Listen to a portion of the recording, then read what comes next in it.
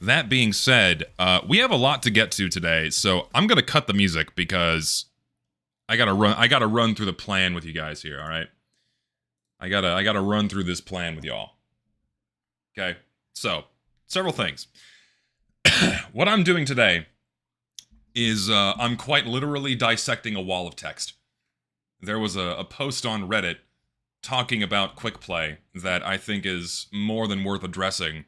Not only because it was sent to me about 50 times in the past 24 hours, but also because the way it's now poisoned conversation about quickplay and what it actually did and quickplay in comparison to casual mode, it's something that is far, far more than worth addressing and kind of just, actually explaining what this post is doing for so people can understand it, okay? You guys are fucking weird with the jar shit. Stop it. We're not doing jar shit.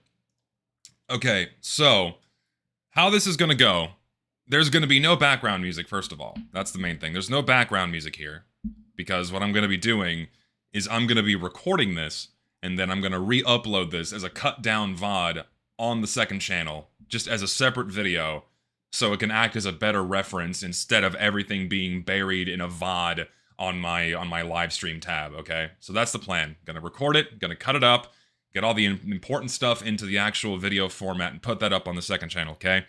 And then during the stream, the plan here is I actually have a script for this because this post is so long that I can't just read it and then free form react to it because there's so much to pick apart and I don't want to miss anything. So I actually have like a massive script that I'm going to be mostly reading off of so I don't miss anything. And then what I'm going to do is I'm going to cover a section, pause, catch up with chat, cover a section, pause, catch up with chat, just to keep things kind of in the motion going, cover questions and reactions and shit like that, alright? So, lots of stuff to go through here. And before I start, before I even show this post, okay? Before I even show this post, because the last post I dared to criticize live on stream, the reactions to it were painted as harassment. Ooh, we got to remind everyone, don't go out of your way to act like an asshole to this person. Like, don't even downvote the Reddit post. Because what others want us to do is to do mean things so they can take anything I say or any arguments I represent and then simply dismiss them because a small handful of assholes went out of their way to say mean things to someone on the internet, or God forbid, a whole bunch of people downvote the Reddit post, even though that's like what the platform is there for people to do, upvote or downvote based on their reactions to, but apparently downvoting a Reddit post constitutes harassment these days, which is stupid, but just for the sake of covering all bases, just don't even interact with it. Just read it and listen. That's the main thing, all right? It's so fucking stupid that I even have to say that because, like, I'll pull up the post now. Pull it up here. Because this is the post that we're going to be covering today. I'll start recording now as well. This is the Reddit post that we're going to be covering today. All right? Bring this over. This was a post made by Mastercoms titled, and I quote, "The definitive guide as to why just add quick play will not work."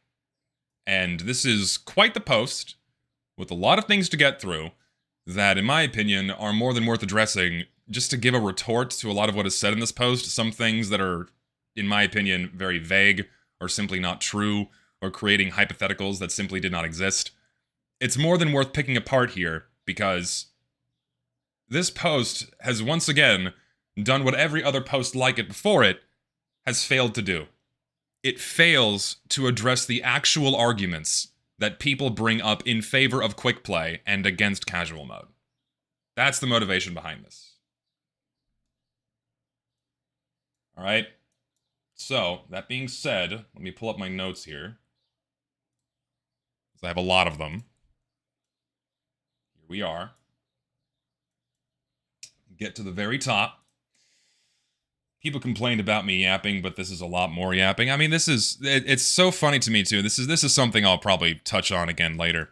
is a lot of people complain that like, oh my god, he talks so much about this. Why does he talk so much about it? It's so ridiculous. Oh my god.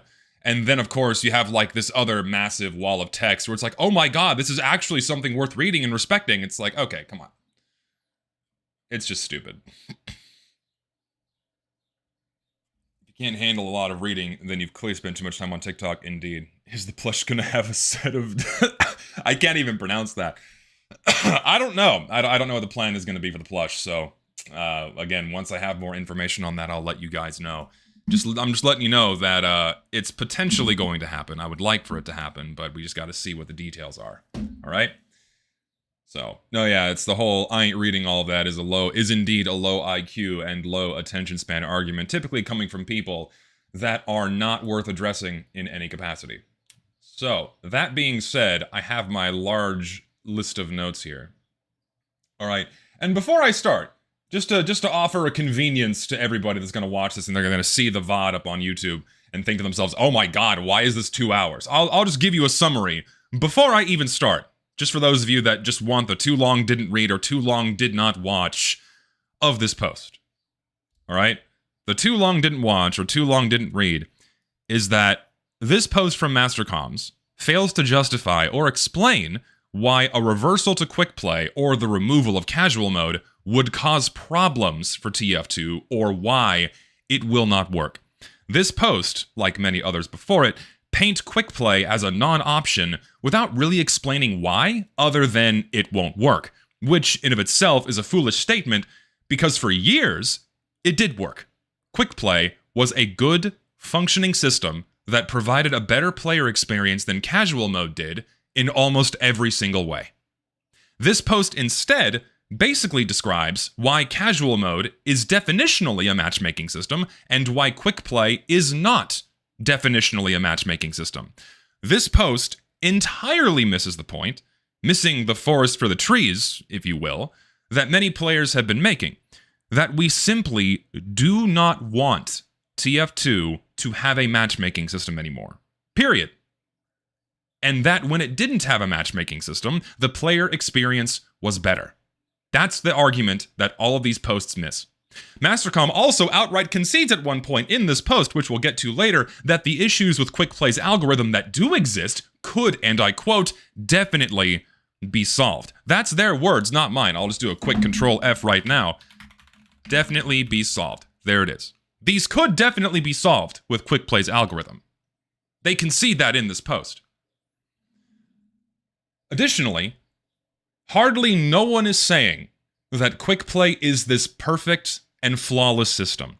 It absolutely had some shortcomings, but those shortcomings, those small flaws, paled in comparison to the severe dysfunctionality of casual mode, something that, again, this post fails to address. That aside, now we can get into the specifics of this post. Okay? Main thing I hate about this post is that Redditors will bring this up whenever you mention quick play now, and that's why I'm making this video.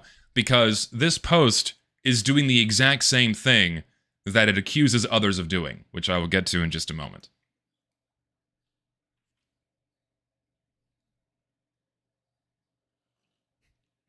I'm getting a beer. Wait, don't worry, there's going to be a VOD for this.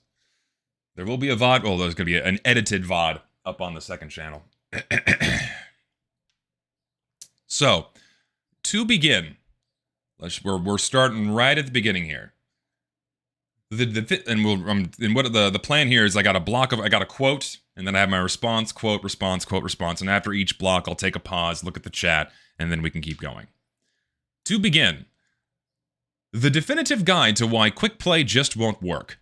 Now, let's get into why quick play won't work, since I think it's just used as a conversation ender when people don't want to discuss specifics. Despite how this opening paragraph is presented, this post provides no strong technical argument in favor of the casual matchmaking system. It simply explains why quick play is not a matchmaking system, while failing to understand that this is the exact reason why people want it back. The idea that quick play discourse is a conversation ender that bullies out specific technical discussion is simply not true. If anything, the people who want quick play back are the ones that have to force discussion about this topic, usually against the wishes of newer players who simply are not interested in hearing about the intricate problems of a system that they're used to, or against the will of other social figures that don't find the discourse interesting or fun, their words, not mine, but will happily go out of their way to antagonize those that want meaningful and constructive discourse, like the Chuckle Nuts, Great Blue, The What Show, Fish Stick on a Stick, so on and so forth, as they continue to make their passive-aggressive tweets about quick play.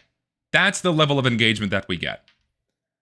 The fact that this very post is another original work, instead of a direct response engaging with any one of the major videos or posts talking about casual mode's slew of problems, is evidence in of itself that those who oppose quick play tend to be the keepers of the conversation.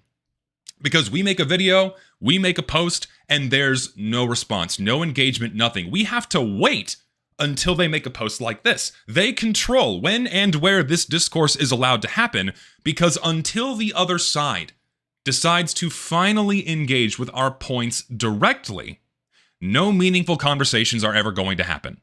This dynamic is critically necessary because there are glaring blind spots in any perspective that defend casual mode's supposed merits over quick play.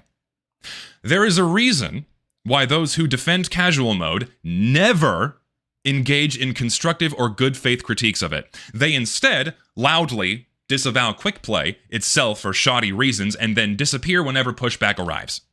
It's because when the people who want to discuss specifics arrive, the facts about casual mode loudly point in one direction and one direction only. Casual mode sucks. I think everyone in this chat unanimously agrees that casual mode fucking sucks. And for the past decade, it has been slowly but surely killing Team Fortress 2 as it continues to break, as it continues to fail, and it continues to harm the gameplay. That's the opener.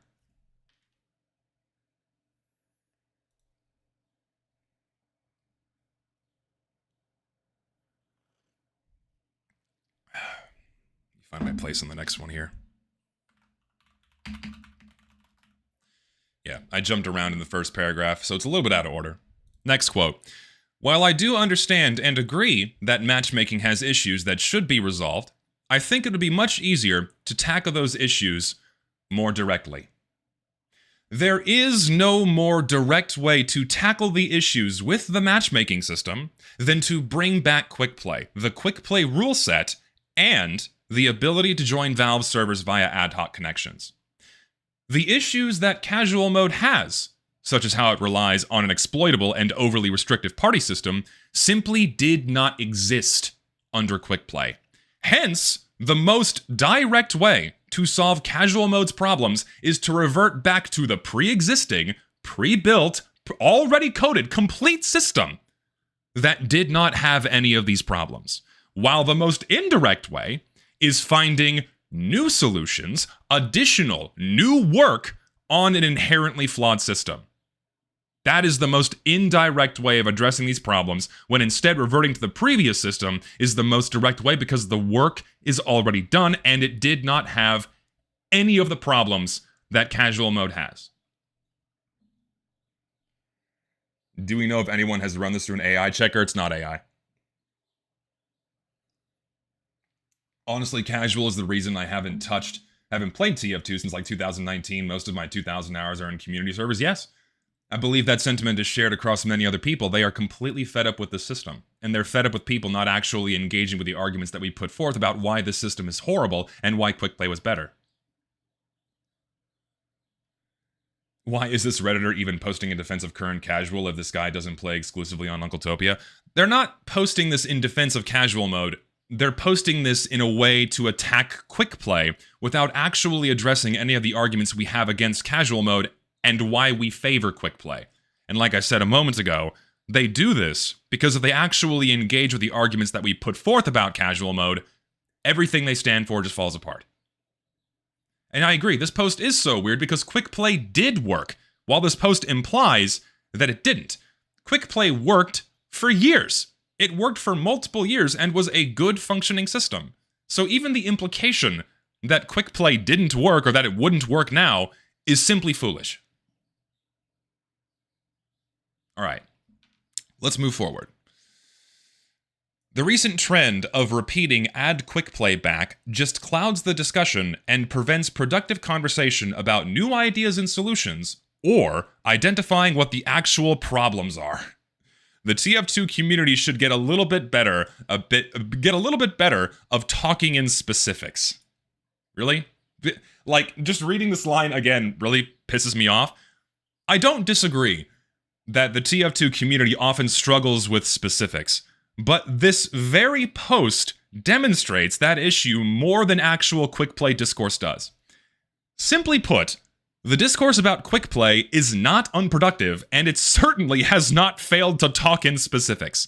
I made a 4-hour-long video discussing the minutiae of this issue, how it came to be, outlining the many glaring problems with the matchmaking system, paired with the removal of all the other features and freedoms that we once had with quick play that have made the TF2 player experience markedly worse. I have held countless streams reiterating these same points from that video for everyone to see, all with direct, detailed explanations of casual mode's problems. Other YouTubers, like Lister, have honed in on the same problems very specifically targeted in his videos about casual mode.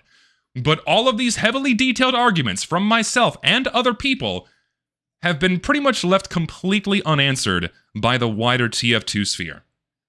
And again, we have another post here that addresses none of the points quick play discussion brings up. That is again far more detailed, extremely detailed.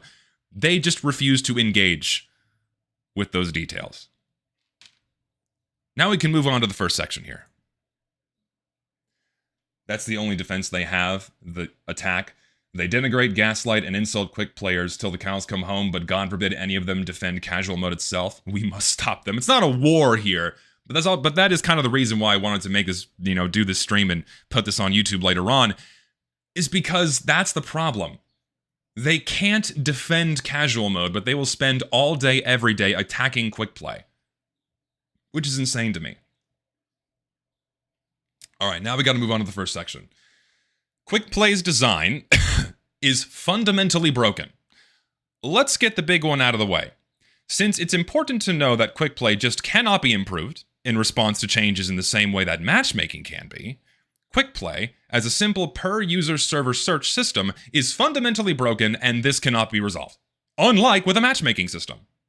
It simply does not have enough data to form matches properly in various scenarios.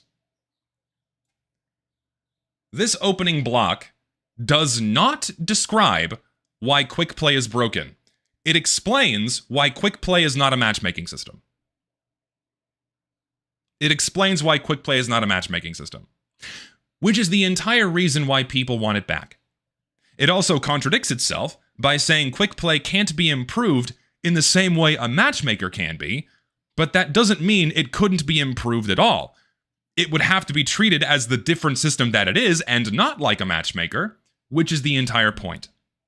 It's also interesting to say that quick play is fundamentally broken without ever addressing said fundamentals that this system violates, other than those a matchmaking system abides by, which is a false equivalence. Because quick play is not a matchmaking system, where casual mode is a matchmaking system. And guess what?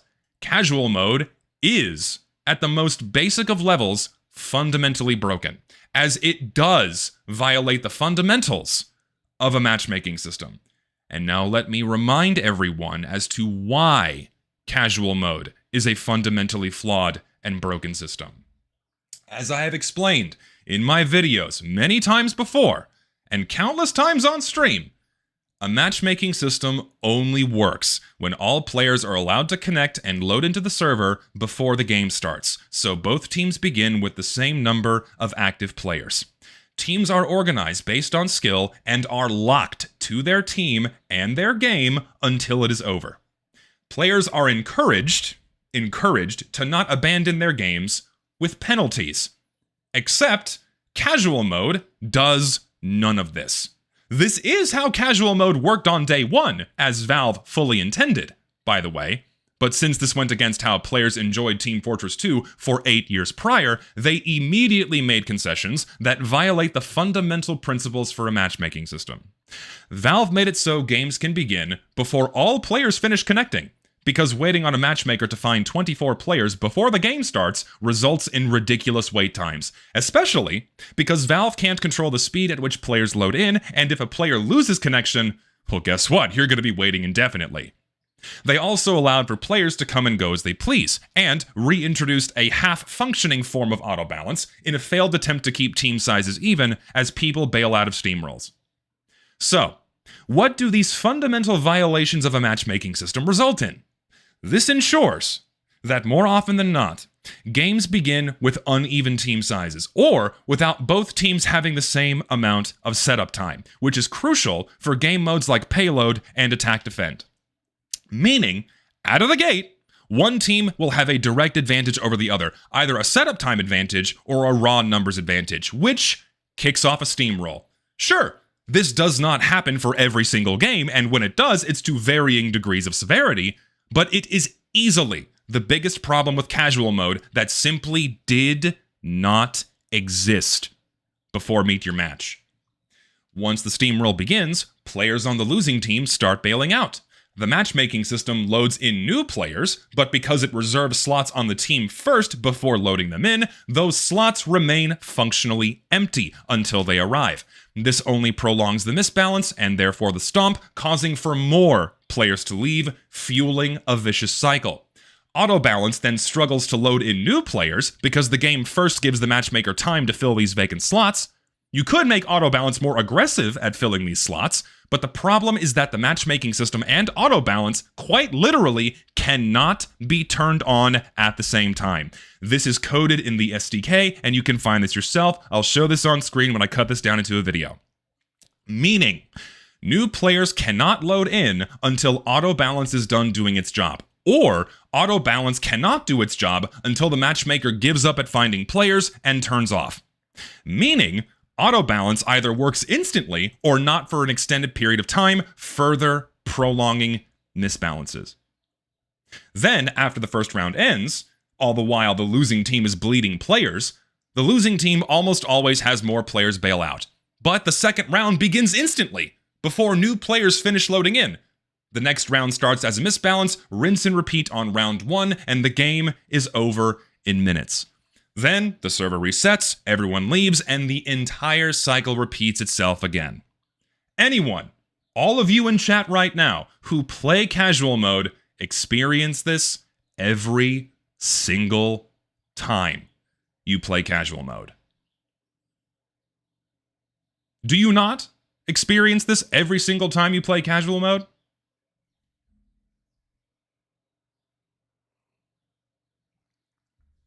Yeah. Every match, basically. I love being pub stomped 5 games in a row. Yes, pretty much every single time you play casual mode, this is the result.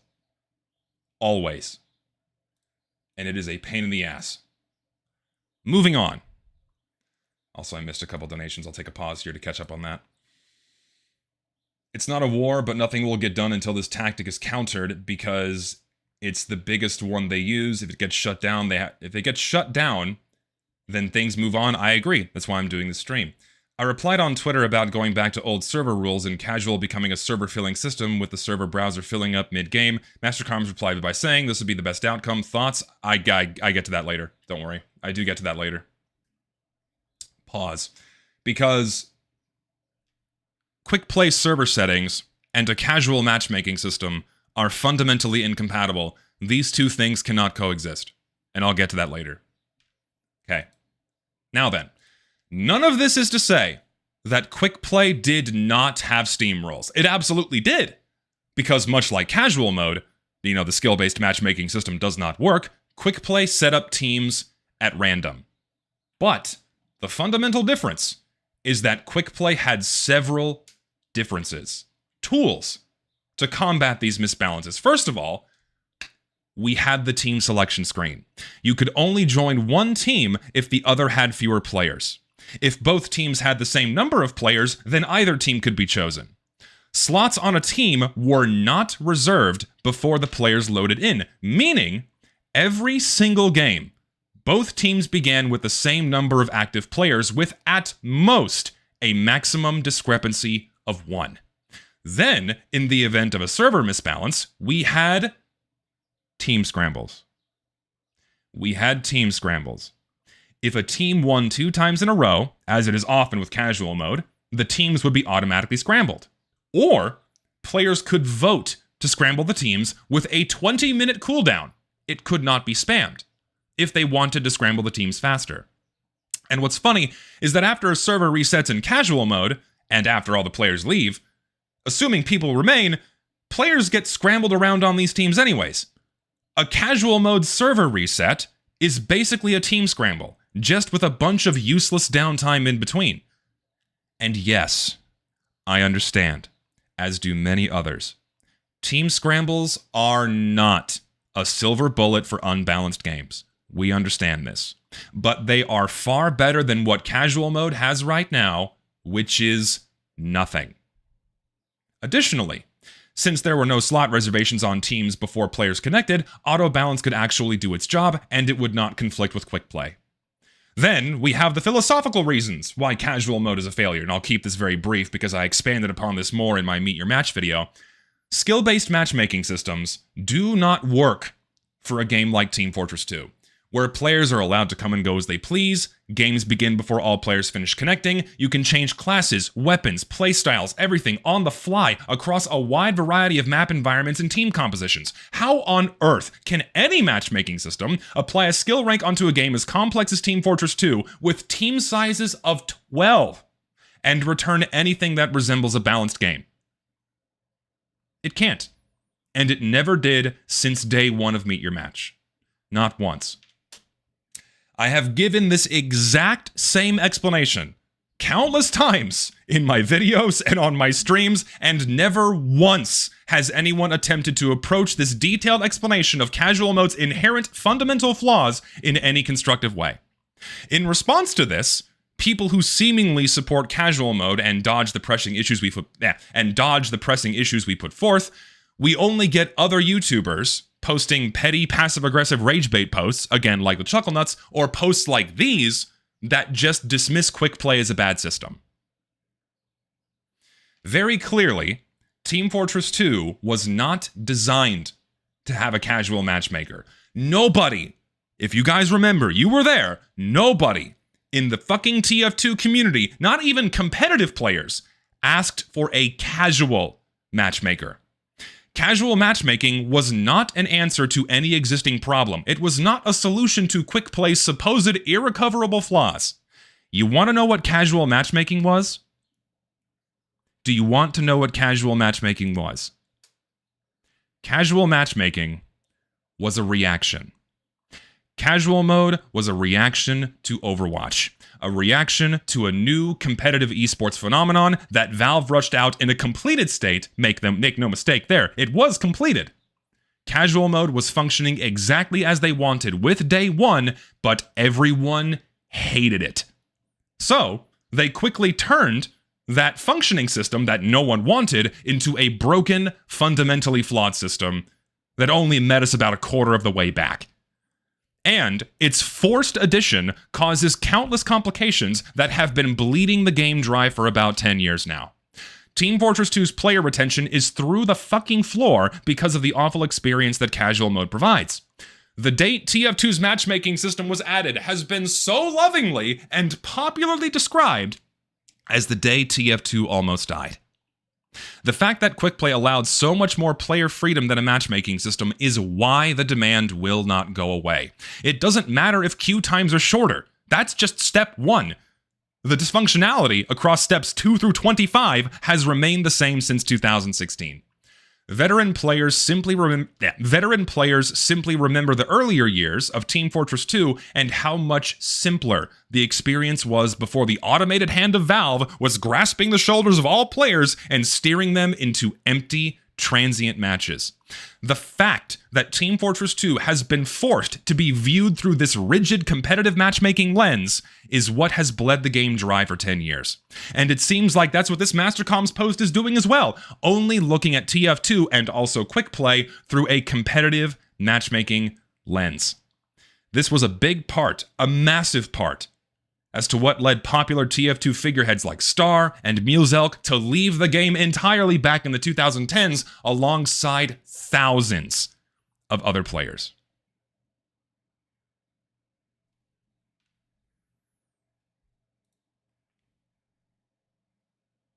Okay. Couple donations. As someone who has 12,000 hours in this game, TF2 is just neglected and boring now. I can only find Deadlock. I only find Deadlock fun now that gives that old TF2 high. I mean, hey man, a lot of people moved away because they can't get that same high TF2 once had. The way it's neglected and the way the game functions is simply unacceptable, and that's why we make these posts like this. It's why we make these arguments like this. It's why I make these fucking videos, because people are tired of that neglect, especially when a company like Valve, with its infinite resources and manpower, could actually do something to fix it. Some people think casual mode is like League of Legends matchmaking. It's not. But my rank, my badge, quickplay doesn't have those. It could, because ranks and badges are purely cosmetic. Lest I remind everyone that casual mode does use skill-based matchmaking. Every single player has a hidden MMR rank that is used to build matches. Your casual rank and your badge are purely based on your playtime and the amount of points you score. They do not reflect your skill rank. They do not reflect your MMR rank. It uses the Glyco system. Yes, Team Fortress 2 uses the Glyco system. And riddle me this. Does it make balanced games? Does the Glyco system make balanced games? Just fill me in. Have you guys ever experienced consistently balanced games in TF2's skill-based matchmaking system?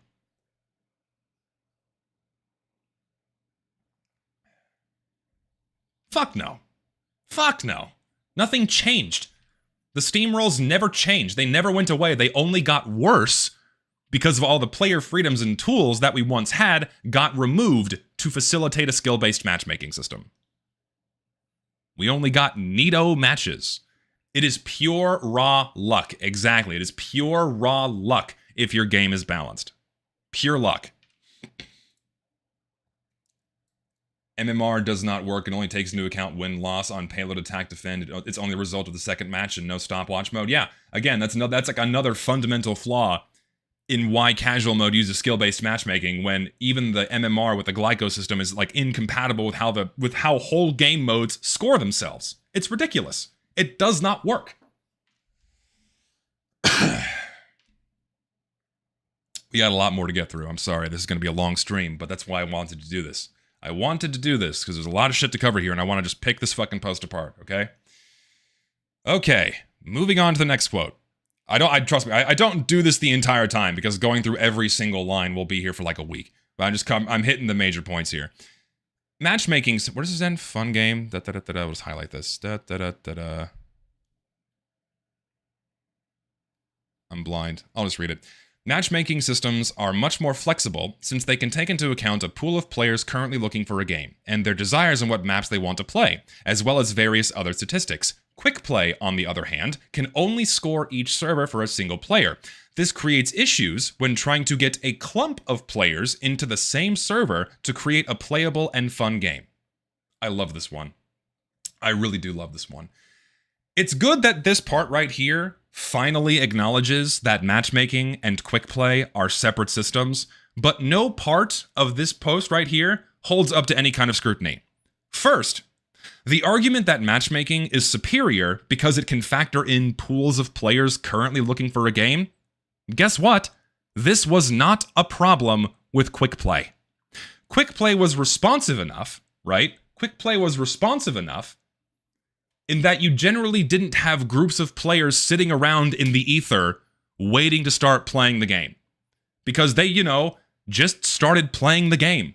They found their server, they hopped right in, and played without interruptions thanks to server settings like the 45-minute map timers.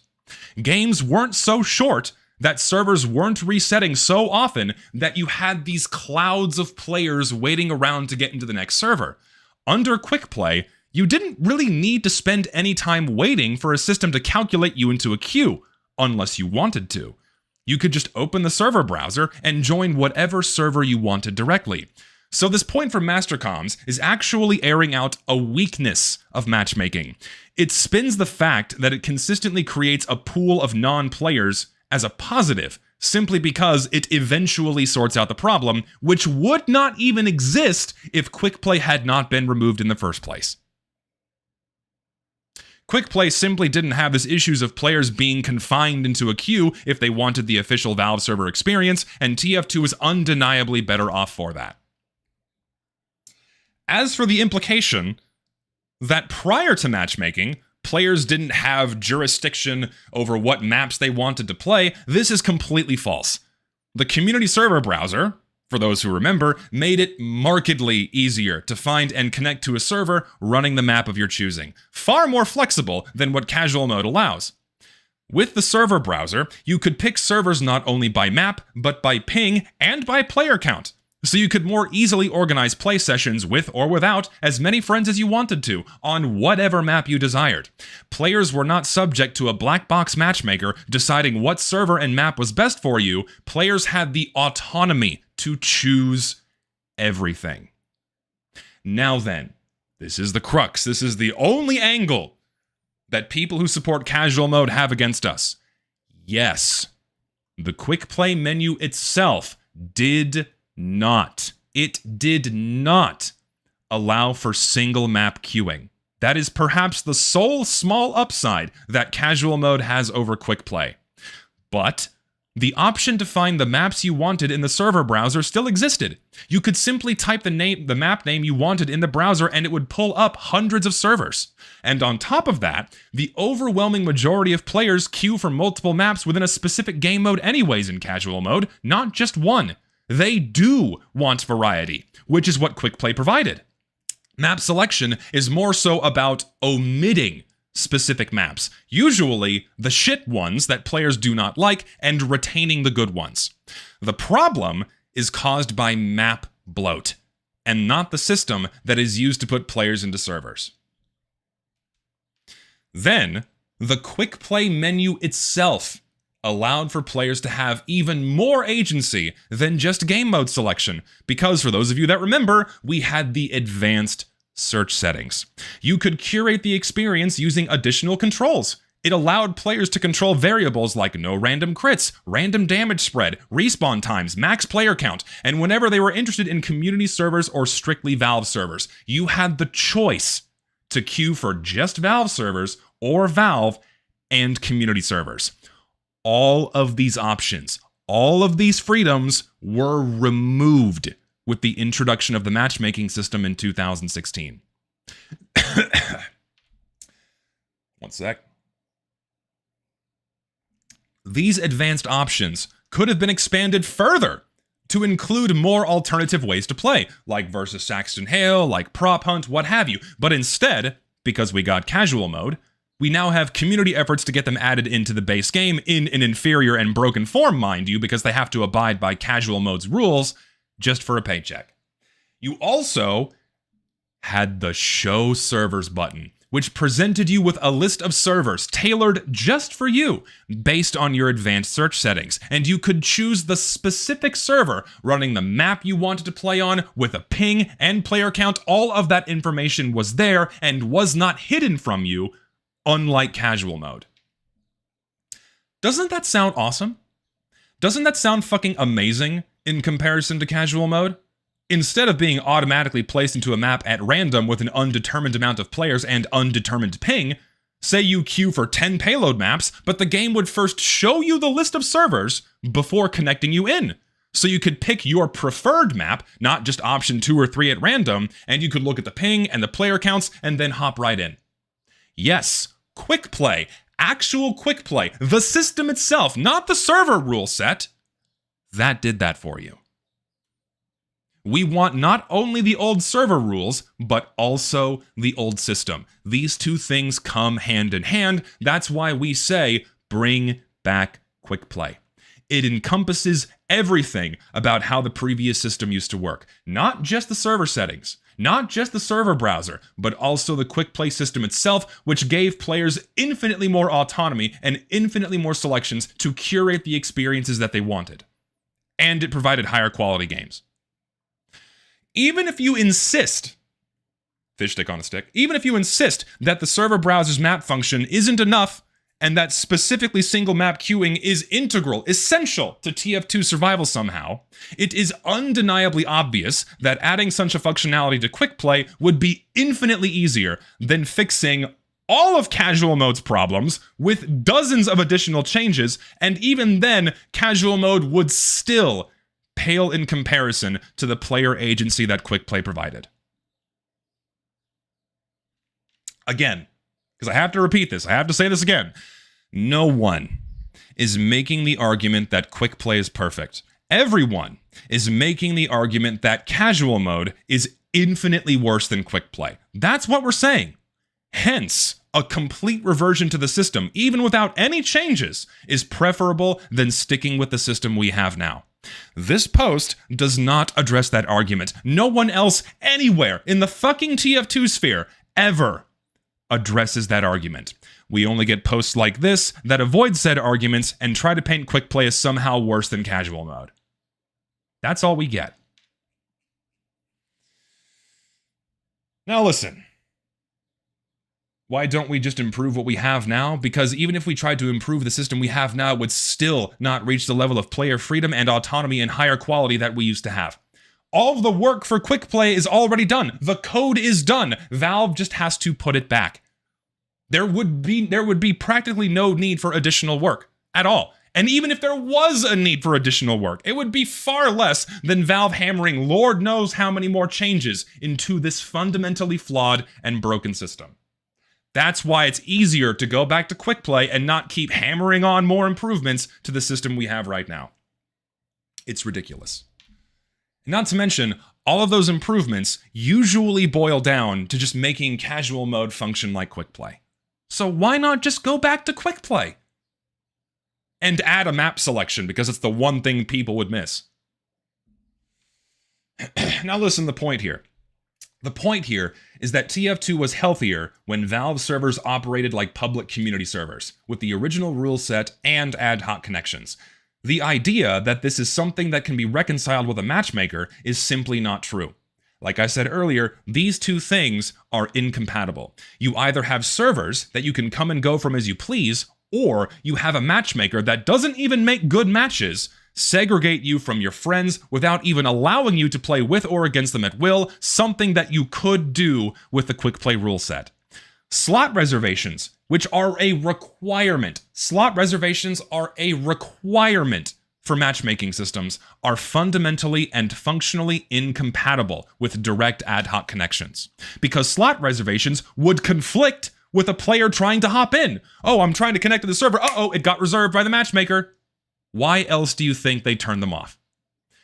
Not to mention it completely bypasses the skill ranking, which does not work in the first place and would completely defeat the purpose of skill-based matchmaking, also why they turn them off.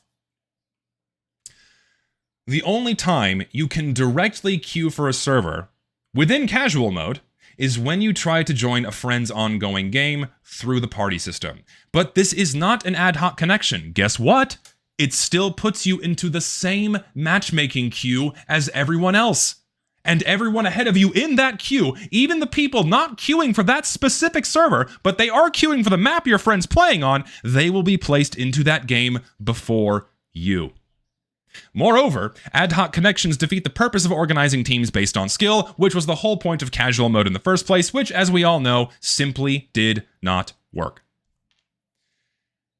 As soon as Valve allowed for players to come and go as they please, and allowed for games to begin with fewer than 24 players, both of which happened less than a month after casual mode released, they instantly conceded that skill-based matchmaking does not work for Team Fortress 2.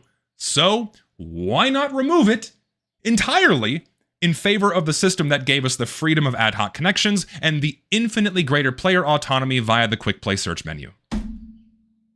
Tell me why we should not go back to that system. Give me a technical reason, a functional reason why that's not a good idea.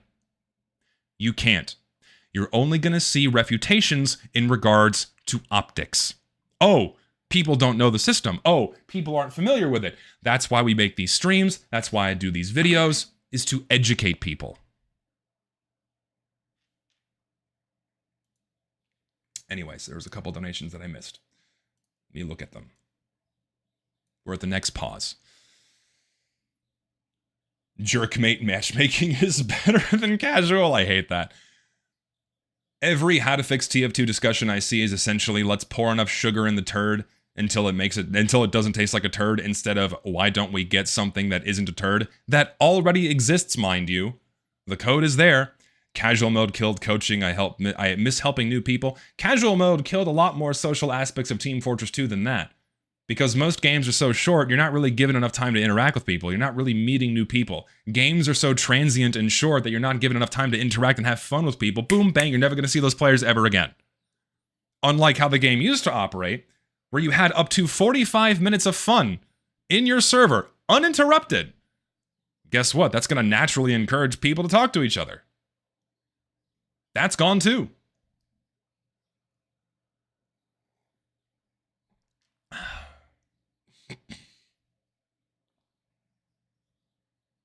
I got 3 times in the same ending server. Quickplay didn't have that problem either, simply by nature of servers not resetting every 5 to 10 minutes. Servers resetted every 45 minutes at minimum, so the chance of you getting placed into a server right as the game is about to end was infinitely smaller. Not to mention, if the same map was chosen, once the map vote went through, with Quickplay, the server would not reset. You just got to keep playing. More time got put on the clock, and you just kept playing without interruption. Something else casual mode does not do. It interrupts you. Everyone leaves, and you are forced to find a new game. Or wait additional 3 to 5 minutes to start playing again. So nice. So fun. Okay. On to the next quote.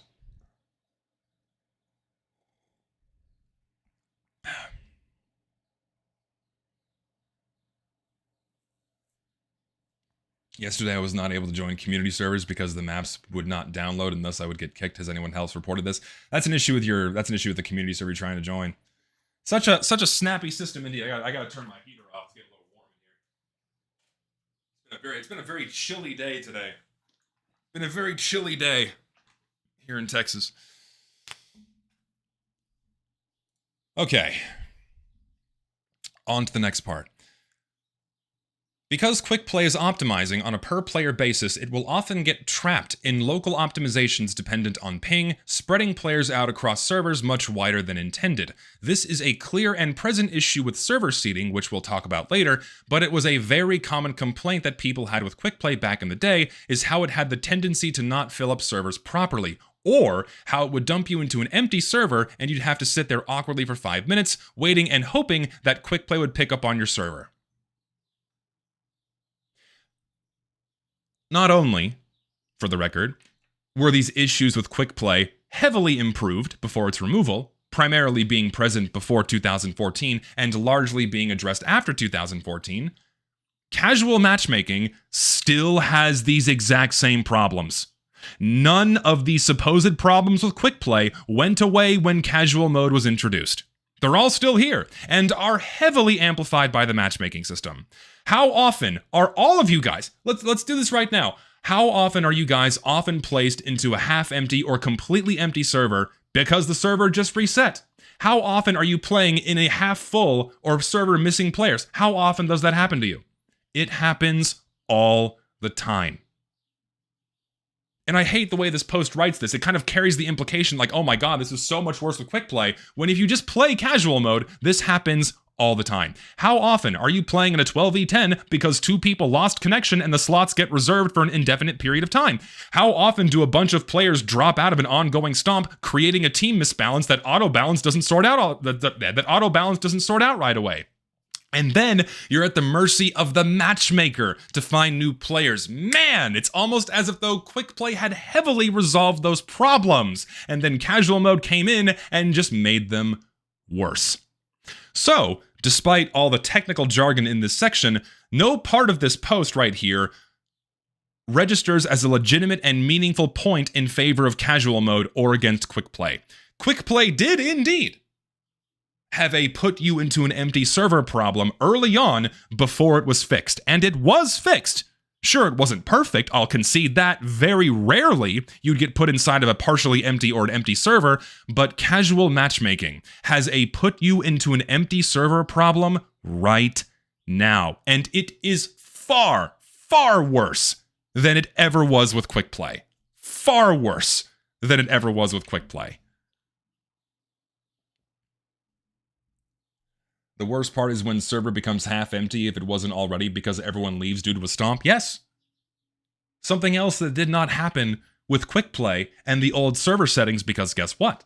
The old server settings, what would happen is that you had a 45-minute map timer and you knew you had team scrambles. So in the event of a severe misbalance, what would happen is players knew they were going to have a team scramble. They knew things could potentially get evened out, so they waited. They dealt with the stomp, they stuck around, and guess what? In a few minutes, they just kept playing. Instead of bailing out of the server entirely, the fun getting ruined for everybody else, and then the fucking game dies. Want to have a friendly chat about this live at some point? I can't right now since I'm under the weather with the flu, but I feel like you're putting this in too much into sides. I would love to. I'd love to do this, and so the stops get putting into sides because this post right here, because this goes both ways. This post also feels like it's putting it into sides, and a lot of what you say here, I feel like it's kind of harmed a lot of the points you're trying to make here. So I'm going to continue. I'm going to go through all the notes I have here, and we can certainly have a conversation live or otherwise about this as well. Like, I'm not being antagonistic towards you. This is like no hate towards you. It's just the shit you say here. That's what we're focusing on. It's not you, it's what you say. That's the conversation we're talking about here. The crux of this is that they want an autistic automatic programmer sock solution over one that values human choice and lasting social connections. We want our ability to create community back. That would also be reinstated if TF2 functioned more like quickplay did. Yes. All right, continuing. Matchmaking, on the other hand, can know how many people are queuing in specific regions and make decisions on a global scale on where to put players. It can figure out if players have been waiting too long to find a game and broaden its search criteria so that you can play on a server further away if there's not enough people in your region currently queuing. This is simply a description of what matchmaking is and the problems it causes. The fact that casual mode makes decisions on where to put players is not a merit of the system itself. It just means that it is a matchmaking system. Adding the phrase "on a global scale" does not make it any more prestigious either, because quick play and community servers were also on a global scale. Okay? Also on a global. And listen, anyone saying something shitty towards OP in chat, fuck off. That's not what we're doing here. We're not going to war. We're not fucking having a fist fight with these people. We're just addressing the arguments here. We're having a detailed discussion about casual mode and quick play here. We're not fucking fighting people, so fuck off with that shit. Gee, like you fucking 0.001% of fucking dickbags that go out of your way to say mean shit. This is why we can't have serious conversations. You're not fans of mine. You're just looking for an excuse to go out of your way and be shitheads. Like, we want to have a fucking conversation. Please, God. And then you fuckers go, like, say the N-word on a fucking Twitter reply or something, right? Or, like, make it this fucking culture war. Fuck off. We want to actually get some shit done for this game for fucking once. God. And like the one time this person comes across the aisle and comes into my chat, you guys are being assholes? Fuck off. Enough. We all want the same thing. We want the game to be healthier. We want this game to last as long as fucking possible so we can keep playing it. And the only way that's going to happen is if we fucking talk about this. Yeah, don't be the fucking chuckle nuts. Because this person's actually talking about these things. That's one positive. They actually attempted to put something here for a discussion. God, stop it, you fucking children. So fucking annoying. God. Fucking hate this shit.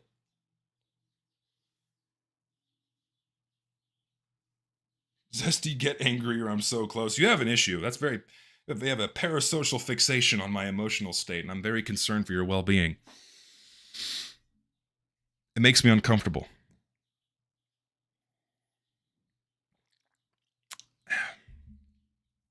And that's also like the main argument people use against any kind of discussions about quick play. Oh my god, you guys are so annoying. I just don't want to ever have a conversation. Yeah, it's like because like 3 or 4 shitheads are doing crap like this. Just fucking stop it. My god. Anyway, as I was saying, I'll start over.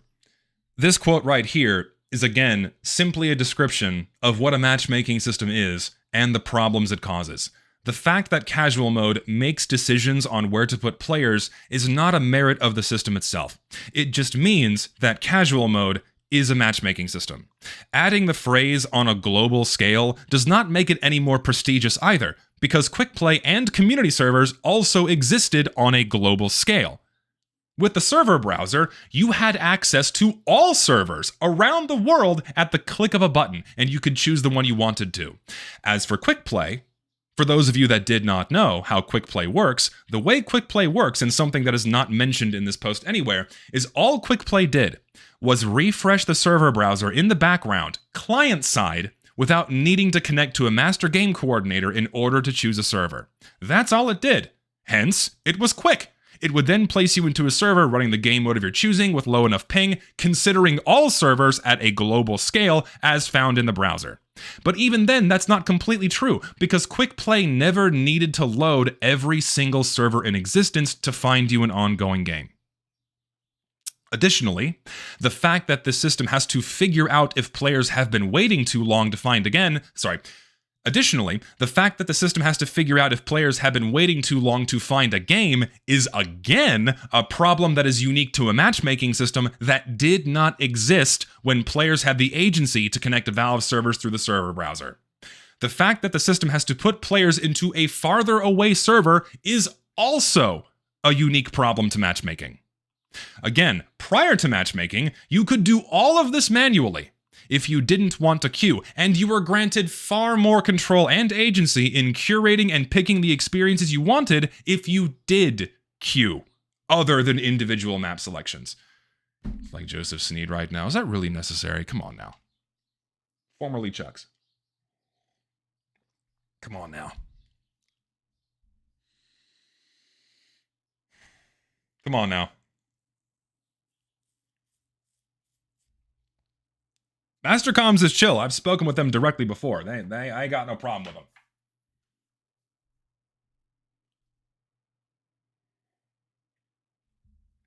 I don't want to chat and answer questions and hijack Zesty stream. He already has points and responses he wants to bring out. And I don't want to drag along discourse in the setting. No, yeah, Master Comms and I we can plan another conversation some point in the future. We can actually, like, for the first time, 2 public figures that appear to be on either sides of the aisle will actually engage in fucking discourse. Thank God. Fuck. Hey Zesty, do you think that when Valve gets the MVM update out, would you believe Valve would have the matchmaking system fixed to the quick play era, or just more band-aids for casual mode, also have more fun for traveling the world? Thanks, man. I've said this multiple times on stream before. Valve has really backed themselves into a corner here, where before they push out the MVM update, they are going to have to do something about the matchmaking system. Because if they push out the MVM update without addressing the dysfunctionality of casual mode, it's going to be a fucking shit show. Like, we already don't have enough players to populate and seed servers through the matchmaking system. What's going to happen when a good chunk of those players break off and go to MVM, which also uses the same game coordinator that casual mode does? What the fuck's going to happen? It's going to fucking disintegrate. This shit's going to fucking collapse. Like, you think things are bad already whenever a seasonal update comes out. You can't play the fucking game for a few days, if not a week or two. What do you think is going to happen when the MVM update is going to come out? Like, if the past 3 or 4 years are of any indication, what do you think is going to happen? The game is going to fucking implode. Oh my God. It's going to be horrible. What do you mean you have disagreements and we'll discuss like adults? Unacceptable. So true. And like, people get like pissy, like, oh, Zesty, you're just so mad and so angry and so negative. That's usually in response to other people being fucking assholes. Like, I wouldn't be so antagonistic towards the fucking Chucklenuts guys if they weren't making these shitty passive-aggressive tweets. Come on. Like, you guys fucking swung first. Publicly, anyway. You guys swung first. Come on now. The real question is if Master Cobbs wants to free women.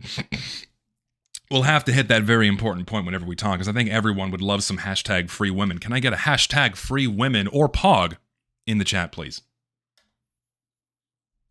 To kind of, decompress for a moment. Can I get a hashtag free women or hashtag pog in the chat? That'd be great.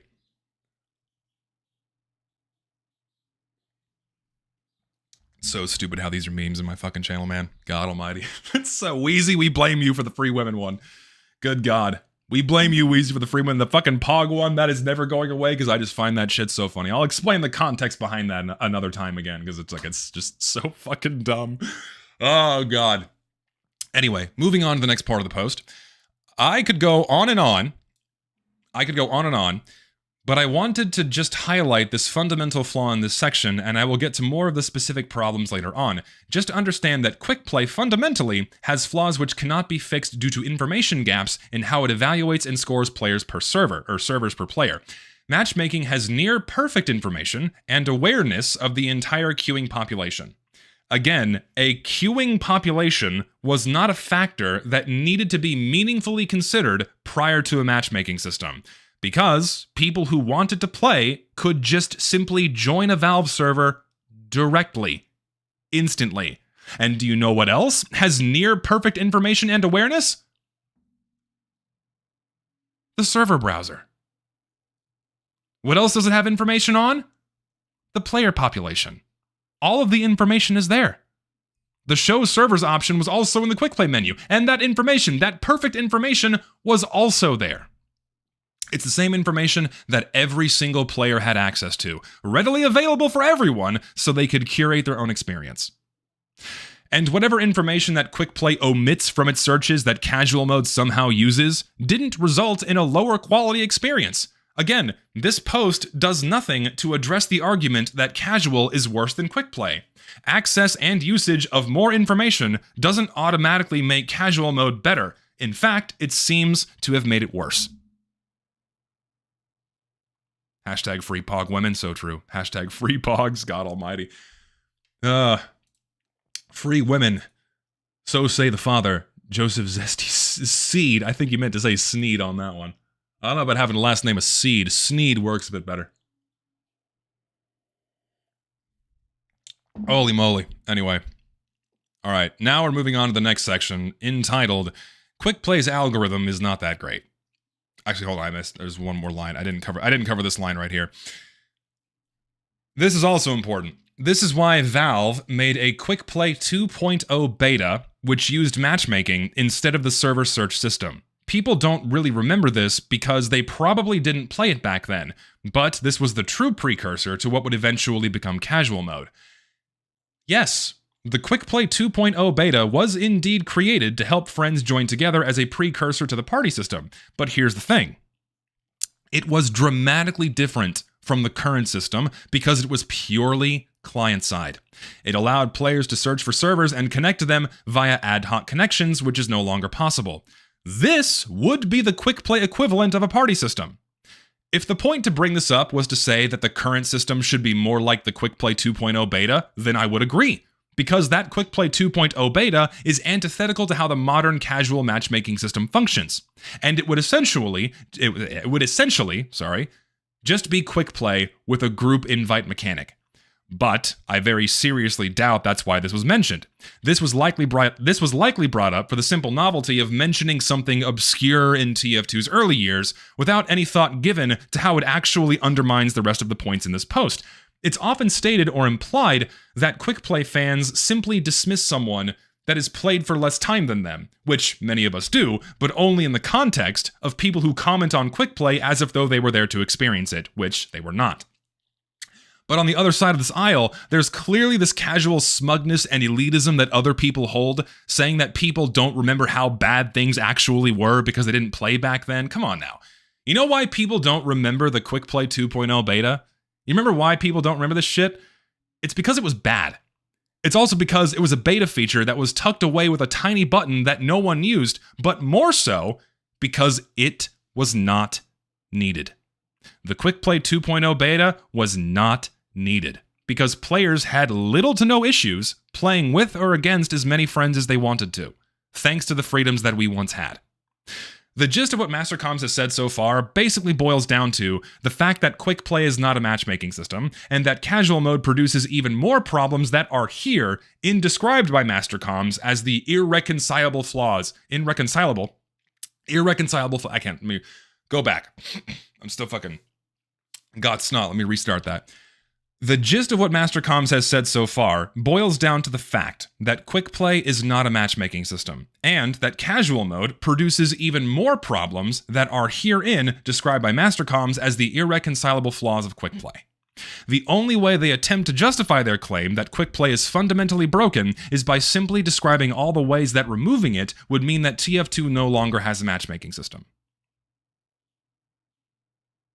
The beta started in 2013, 14, I think.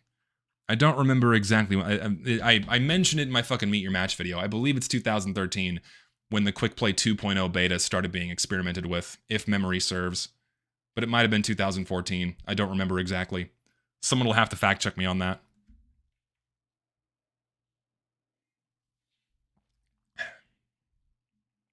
Because I don't remember exactly. No, I mean Seed. It's a Far Cry 5 reference. Well, I've not played Far Cry 5, so I don't have much to say about that one. I like how all these casual defenders completely ignore places with low population. We're going to get to that. When you can't find a single game except for payload and it's always a stacked party on the other team, well, don't worry. We're going to get to that. We will get to it. Okay, so I'm not going to go through every single word in this section right here, because going through every single snippet of this is not worth doing. The next part of this post right here, saying Quick Play's algorithm is not great, is mostly Mastercoms describing observations that they made during their community Quick Play revival. What you need to understand is that despite how they boast that their project was based on in-depth research of various Valve employee mail listings and code and other articles, all their data and points made here are completely undermined by the fact that their recreation of Quick Play was extremely inaccurate to Valve's Quick Play in multiple notable ways. The community Quick Play thing was not the same thing as Valve's Quick Play. They even acknowledge at one point that they changed it based on player feedback, but more importantly note that it was basically reverse engineered. It's not the actual Quick Play code, and that it doesn't allow connection to Valve servers, which was the backbone of Quick Play. Quick Play without Valve servers is like building a car without an engine. In fact, this is why community Quick Play died. For one, it wasn't baked into the game itself, and second, it didn't have the backbone of Valve servers. So why would you ever use it? In the next block of text here, in regards to how reputation scores are calculated, I'll remind everyone that these obscure variables that Quick Play used to score servers and place players into them was strictly relevant for community servers, because these reputation scores are not used for Valve servers. I'll also remind everyone that searching for community servers after 2013 was purely optional. You had to go out of your way to include community servers into your game searches. Mastercoms even concedes that this was a nice system and great for community servers. That's a direct quote from in here. And it was a system that was only used by community servers. So, I'm failing to see how this aspect of Quick Play just would not work or is fundamentally flawed. Mastercoms also previously stated in this write-up that what problems do exist with Quick Play's scoring algorithm in terms of ping and player count, which is, this block of text right here, could definitely be solved. That's what they said in their post. And interestingly, when interviewed by Tyler McVicker about this exact same project prior to Quick Play becoming a hot button topic, because, thanks to yours truly, Mastercoms previously stated, "I firmly believe that Quick Play can help find high-quality matches with the right player and the right server numbers." And I'll play that clip when I edit this down into a video. Moreover, the problems that they outline with the ping and player count portion of the algorithm are just outlining how Quick Play is not a matchmaking system again. Once again, highlighting the pool of players problem that we discussed earlier, which again did not exist before Quick Play's removal. Despite the algorithm not being that great, it was still providing a better experience than casual mode did. Again, an argument that none of these posts ever address. There's that section.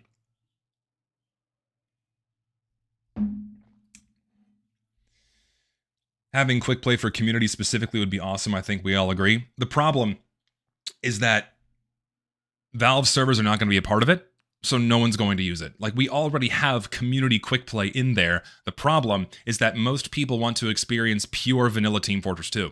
It would potentially help direct more traffic towards it, but so long as we have casual mode as the main option to access the base vanilla version of the game, the overwhelming majority of player traffic will continue to go through there, thus making the entire community quick play thing a moot point to have in the base game itself. You have to have Valve servers as part of that backbone, otherwise it's never going to reinvigorate what we once had when Valve servers were in that system. Okay. All right. Now on this section, quick play wouldn't actually just work. Okay. Moving on, I'll just start here. Quick play relies on being able to ping each server individually. With how many TF2 servers are available nowadays, especially with how Valve has regularly expanded the number of regions available, quick play simply wouldn't be able to evaluate servers properly anymore. Your computer would be so busy pinging so many servers that quick play would time out in 45 seconds and leave you with only a handful of options. Quick play would have to be reworked to do something similar to matchmaking, which is to evaluate ping per Steam data center, in for example, Virginia or each individual region, but then associate each server with a specific cluster and rate it on a shared cluster score. But that's not all. Because of how Steam networking works, quick play won't have a reliable association to score for all the time, thus causing cases where you'd end up in the same server you had just left even more than quick play did before.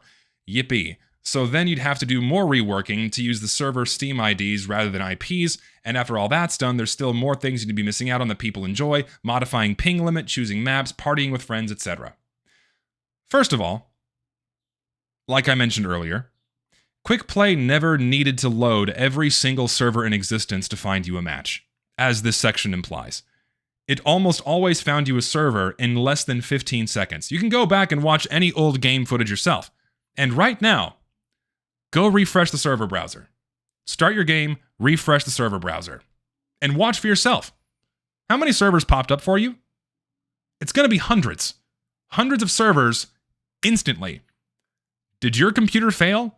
Did that shit time out? Did that fail at properly pinging all of those servers? How would that be any different for Valve servers? Valve servers are pinged in the exact same way. It wouldn't need to be reworked to only look at certain data centers based on your location, and even if it did need to be reworked, so what? That's probably a very easy back-end fix.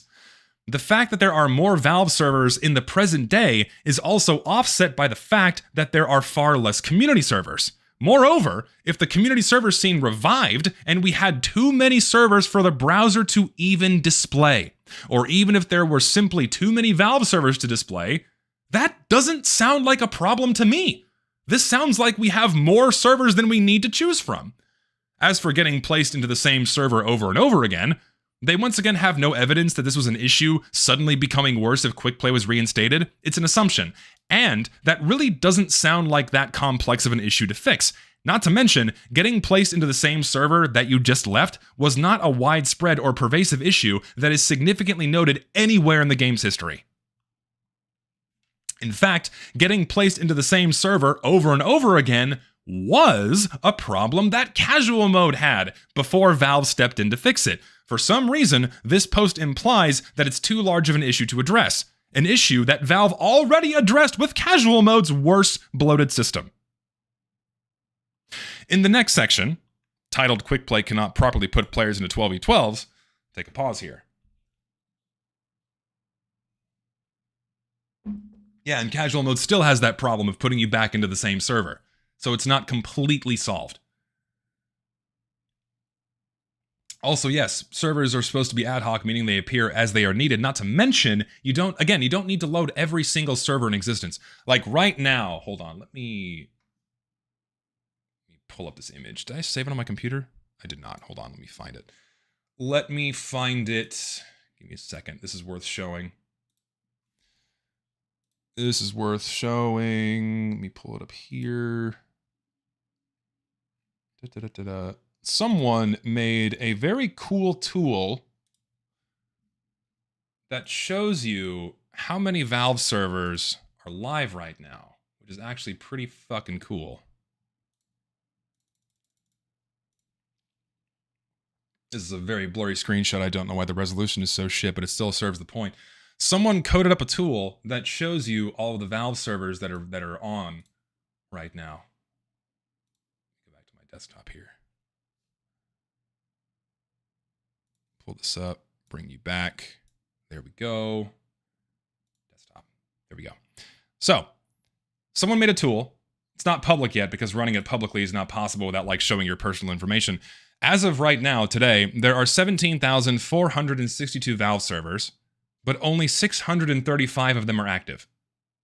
Only 635 globally have players in them as of this snapshot. So you would not need to be loading in all 17,000 servers. You'd probably need to be loading in less than 1,000. And here's like the breakdown by region. You can't really read the text because it's so fucking blurry. I do believe that there is a GitHub post with this tool that anyone can download and run on their local machine. So it is very cool. This is just going to Valve's API and pulling this information. So, and this tool also does break it down by map as well. It breaks it down by map, it breaks it down by region, so on and so forth. The point of that is to show that you don't need to load every single Valve server in existence in order to find a game. You load in a mere fraction of that in order to start playing the game. You don't have to load in all fucking 17,000. You don't need to ping every single one. But why would someone run this amount of servers?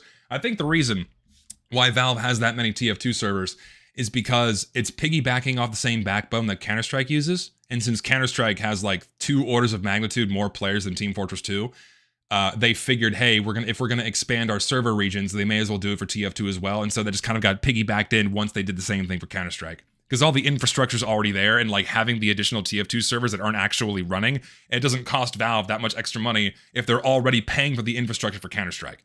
And also for Dota 2, right? That comes with it as well. Though I don't know if Dota 2 got more server regions like Counter-Strike and TF2. Oh, and then the guy who made the tool is in chat saying it's closer to 540 active servers right now. So there you go. So yeah, this again reiterates the point that you don't need to load every single server in existence using the quick play search menu. And even then, you don't need to load in every single active server. You only need to load in like a certain percentage of that active portion to find a game you could join. So you'd still be loading in hundreds of servers, but it would still be under 45 seconds and quick play would not time out. You don't have to load in every single one. That's the point. Okay. Now, let's move on to the next section. Quick play cannot properly put players into 12v12s. Yeah, casual mode can't do that either. Can casual mode properly place people into a full 12v12? Riddle me this. Can it do that consistently? No. Fuck no. It hasn't been able to since day fucking 1. Yeah, maybe by the 3rd round, but not right away, not from the fucking start. Okay? Casual mode has not been able to do that since day 1. Some of the biggest problems with casual mode are half-empty, if not completely empty servers, constantly uneven team sizes thanks to slot reservations, and miserably unbalanced teams, because the skill-based matchmaking part does not work. Naturally, this section doesn't address any of those problems, and again, outlines why quick play is not a matchmaking system. And to go through here, because quick play is an isolated per-player system, it has no idea who is connecting to what server. If quick play ends up sending multiple people to the same server, you could end up fighting for the last few slots as quick play stupidly sent too many people to one server due to a lack of coordination. And then you get a full server error message and you'd have to queue again. Quick play tries to mitigate this by never sending people to a server that is 23 out of 24 players, which is where the long-forgotten 23 out of 24 meme comes from, as old heads know. So getting a full server message, just to make it very clear, getting a full server message when using quick play was something that never happened. Not for Valve servers anyway. As for the 23 out of 24 player problem, guess what? That happens in casual mode too. All the time. Every game almost always has at least one person missing from the other team, either because they lost connection or because their slot is being reserved after they bailed out of an ongoing game. Or you have someone constantly loading into the server to fill that player slot, perpetuating the misbalance. And that's if you're lucky, because more often than not, you're playing on even the most popular maps in the game. Rarely do servers top out at a full 24 out of 24, and they usually only do so once the game is halfway over or worse, because most games begin in an empty or a half-empty state because everyone leaves after the servers reset. Servers don't have enough time to repopulate and then stay populated because games are so short, and even if they do miraculously make it to 24 out of 24, the game ends in 5 to 10 minutes anyways. The server resets, everyone leaves, and now that entire repopulation process has to happen again. I would much rather play with quickplay's 23 out of 24 player problem, which really wasn't a problem at all, because it was heavily offset by the other large pool of individual players looking for that mostly full server to play on through the server browser or through quickplay's show server option. Plus, the 23 out of 24 player problem is one that could probably be easily fixed. This post implies that you would see nothing but 23 out of 24 players in the server browser, which is simply not true. You would see full 24 out of 24 players in Valve servers all the time. I would rather take that than the insane amount of player flux that casual mode has, where server slots are constantly getting reserved and are functionally empty, constant 10v8s, 12v6s, constantly misbalanced teams, constantly half-empty servers or partially empty servers. Again, these posts never address the problems that casual mode has, only taking the problems that quickplay had and then amplifying them out of proportion.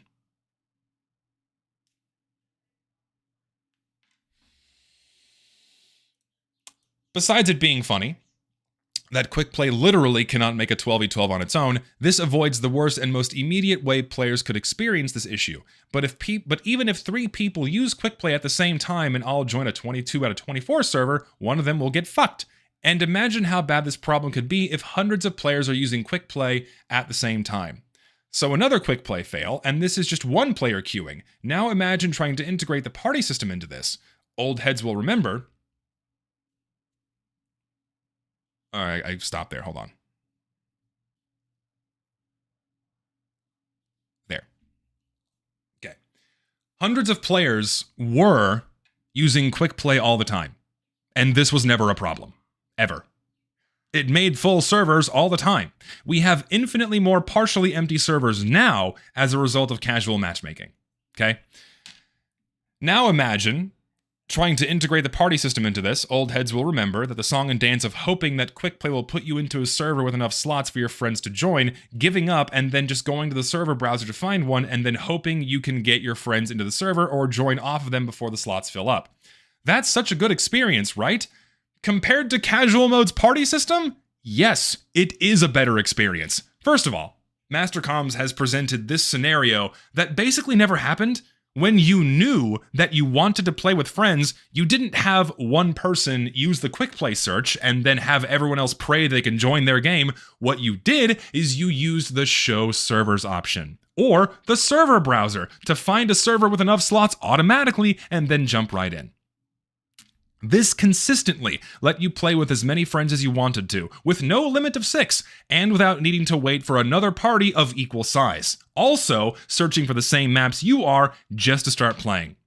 Casual mode's party system is awful in comparison to the flexibility and freedom players had with ad hoc connections to find a server with enough slots and to be able to join off their friends directly from Steam, which is infinitely better than the crappy party system. Right-click, join friend, done. Yes, in the instance that one of your friends could not make it in time, they could directly queue for that specific server, only waiting in line with other people queuing for that specific server. But with casual mode, again, if you queue for your friend's specific server, you're not even given priority. You are placed into the same matchmaking queue as everyone else, even those not queuing for that specific server. Additionally, you have to wait for an empty slot on the same team as your friend instead of any empty slot in the server, which only forces you to wait longer to start playing with your friends. So to even attempt to paint quickplay's functionality as somehow worse when it came to playing with your friends is laughable at best, when casual mode makes playing with your friends a fucking nightmare. How many of y'all don't even bother playing with friends in casual mode because the party system sucks? I know I don't fucking bother. When I want to play with friends, we go find a community server. We don't even fucking bother. If I want to play with 2 friends, a party of 3, good fucking luck. Good fucking luck. With 2 people, you can usually manage, but more than 2, good fucking luck. 4, 5, 6, more than 6 is not even possible like it was back in the day. More than 6, not even possible back in the day. It was so fun getting a large group of people, finding an empty Valve server and just dumping in. You can find fucking old Germa streams. There are old Germa streams out there where he finds an empty Valve server in the server browser and then tells his audience to come play with him in there. Can't do that anymore. You got a cap of 6?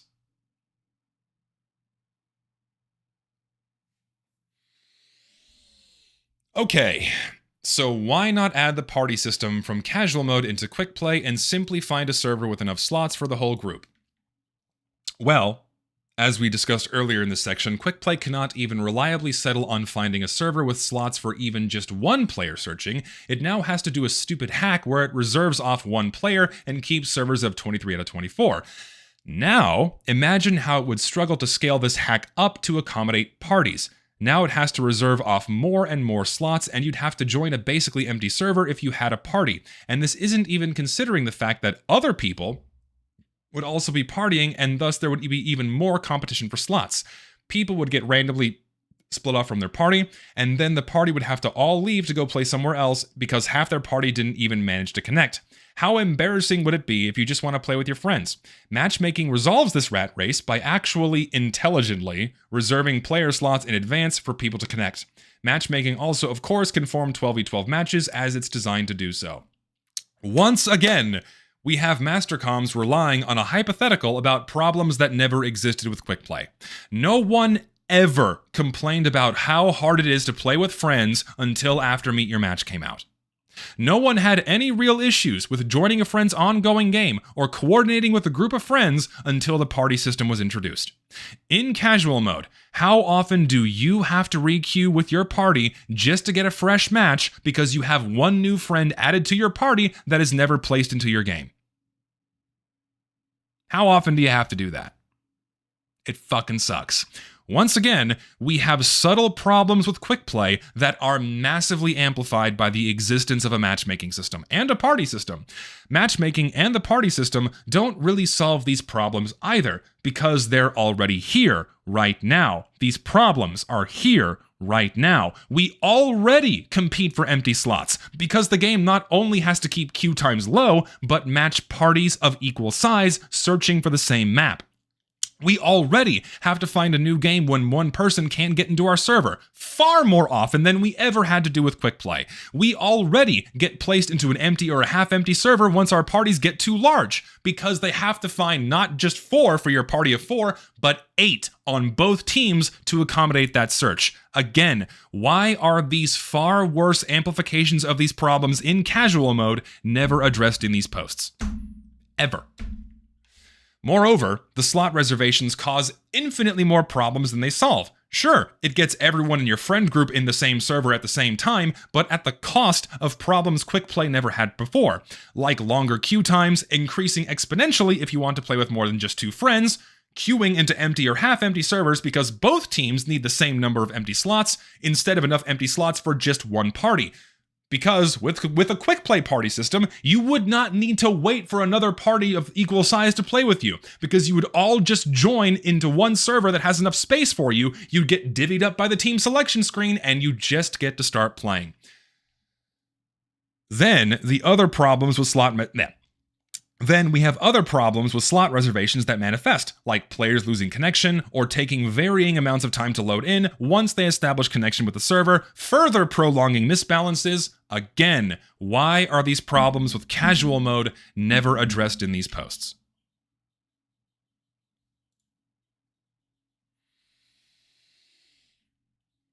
I want to hug you. This post makes me sad. It rubbed me the wrong way. It made me upset because it is so uncharitable towards how quick play functioned, right? Because like the whole thing about these posts is they can only criticize quick play. They never compare quick play to casual mode, because if they actually bring casual mode into the discussion, all of this shit falls apart. All of these complaints instantly pale in comparison to the bullshit we have to deal with.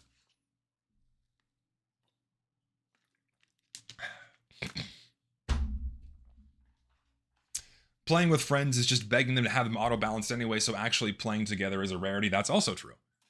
And you don't have control to change teams like you once did if you want to play with or against your friends.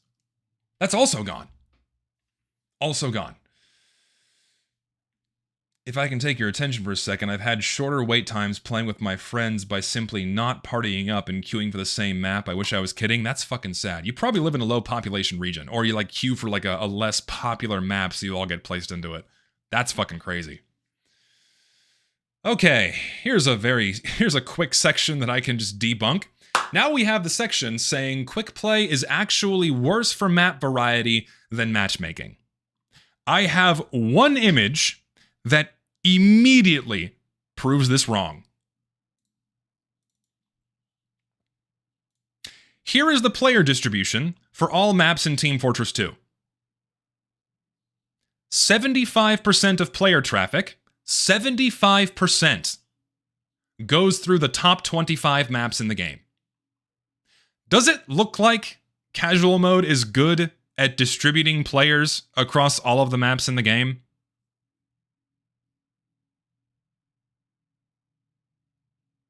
The sheer volume of dead classic maps that no one wants to touch for reasons I'll get to in a moment. And just to show you what the top 25 maps are, here they are right here.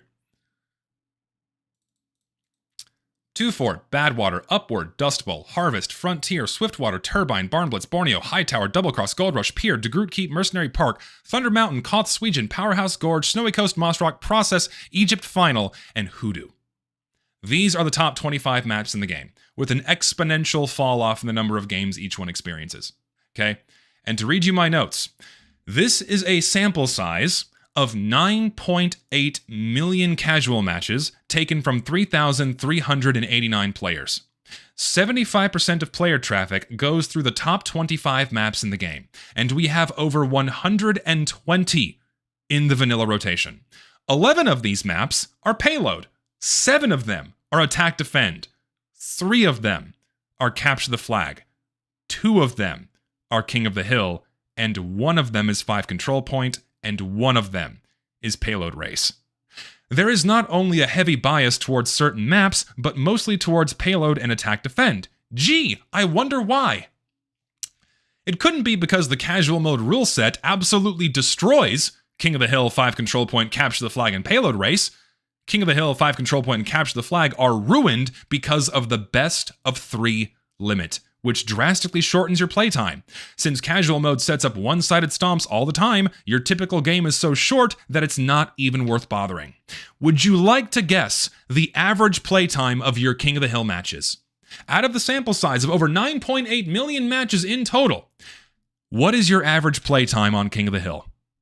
Would you like to guess?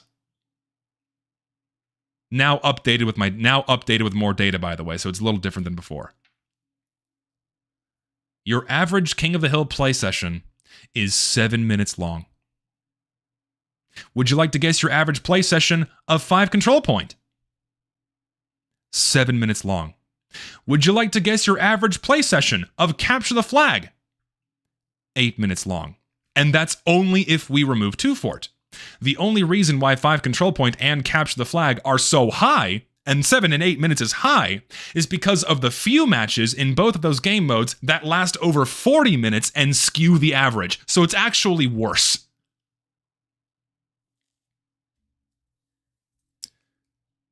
Now, would you like to guess the average play session length of attack defend? What is the average play session length of attack defend?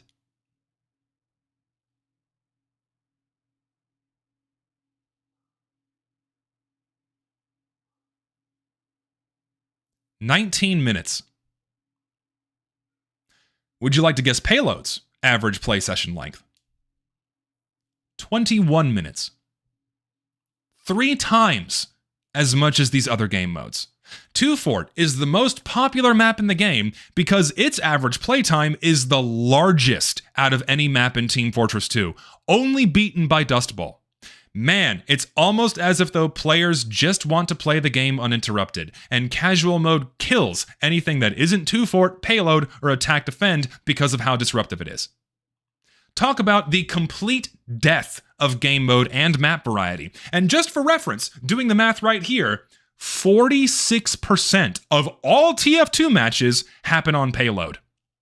23% happen on Capture the Flag, but that's only because 10% of all matches happen on Two Fort. 18% on Attack Defend. 15% on King of the Hill. 7% on 5 Control Point. 4% on Payload Race.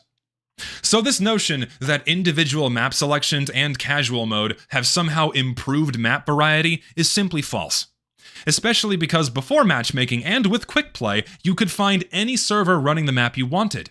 And since you could only search by game mode, that more evenly distributed players across all of the maps in that game mode. Plus, since the quick play rule set didn't outright kill 3 out of the 5 most popular game modes, people actually wanted to play on them, therefore keeping these game modes more populated. Moreover, players could vote on the maps as they played, picking from the entire list instead of just 3 at the end of the match, including the map they were already on. The garbage maps would naturally get filtered out, because no one would want to vote on them and play on them, much like how they're already omitted with the casual mode map selection today. Moreover, this post, amongst every other that criticizes quick play but not casual mode, fails to address low population regions. Low population regions are subject to even less map variety, alongside longer queue times as they wait for games that do not exist, and will not exist. Or waiting for one slot to open up desperately on that one map of their choosing that they will wait for indefinitely until the matchmaker finally decides to put them in. Whereas with the server browser and quick play's show servers option, you could source the servers within your region and even outside of your region running the map of your choosing without needing ping filters or this black box system making those decisions for you and making you wait indefinitely. And this post also fails to address the death of community servers, and therefore play variety in general, that resulted from all players getting funneled into Valve servers and all means of direct and indirect exposure to community servers getting completely removed in favor of the matchmaking system. So don't make a post implying in any way that quick play is somehow worse for map variety, when casual mode has done far worse damage to that than quick play ever did. Quick play provided infinitely more traffic to practically everything, even alternative game modes like Hydro and Doomsday. I went back and someone sent me a clip from Fish Stick on a Stick stream. He went on this very interesting tirade about me. I was going to watch it on stream, but it's not worth doing. But he went on this interesting tirade kind of mocking the notion that maps like Pipeline and Nightfall, mocking, they're like, oh, they were never populated, they sucked, and people didn't want to play on them, basically to that effect. Before Meet Your Match, you could play on Pipeline and Nightfall and Hightower and all these other obscure maps like Hydro and Doomsday whenever you wanted, because you could find it in the server browser. There was always at least one game there that you could join in your region. You didn't have to wait for like 2 hours to find that one fucking game.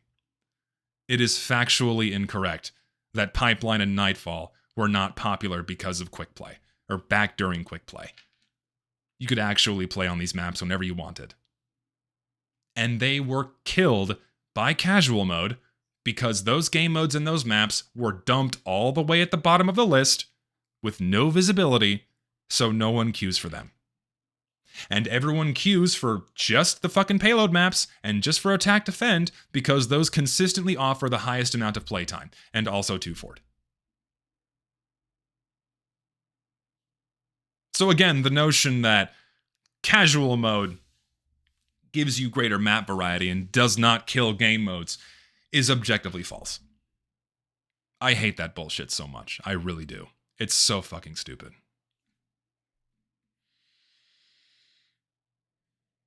I have a core memory of biking to the candy store and then coming home and playing Pipeline for hours. I have a very vivid memory of always being able to play Hydro at like 3 in the morning back in 2013 because I wasn't doing my fucking college schoolwork. No fucking shit. I ain't doing that when I was 19 years old. I'm fucking off and not attending to my responsibilities. I'm playing TF2 at 3 in the morning in my fucking dorm, and I was playing on Hydro.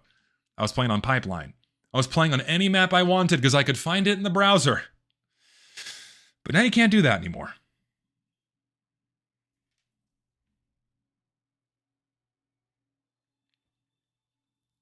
Okay. I missed a donation. Let me go back to it. Yesterday, I kept at most getting a 6v6, if at least not a little higher, even on Capture the Flag. Yeah. Again, more problems that no one seems to want to address. Ever.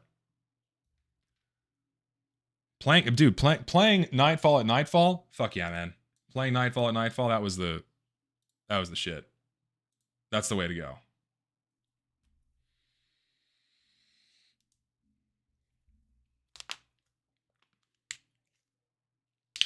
And no, I'm not going to go over the text in the map variety section because it's provably false just by the nature of how casual mode works. And in comparison to quick play, we had infinitely more map variety. On to the next section. Let's not conflate the quick play rule set with the quick play searching function. This is the only point in here that directly addresses an issue that people have had with quick play discourse, but highlights a problem that they themselves have introduced. Those who want quick play back want everything back, the search algorithm and the search settings, not just the settings. Both of these things provided an objectively better experience than casual mode, even with their flaws. Let's see.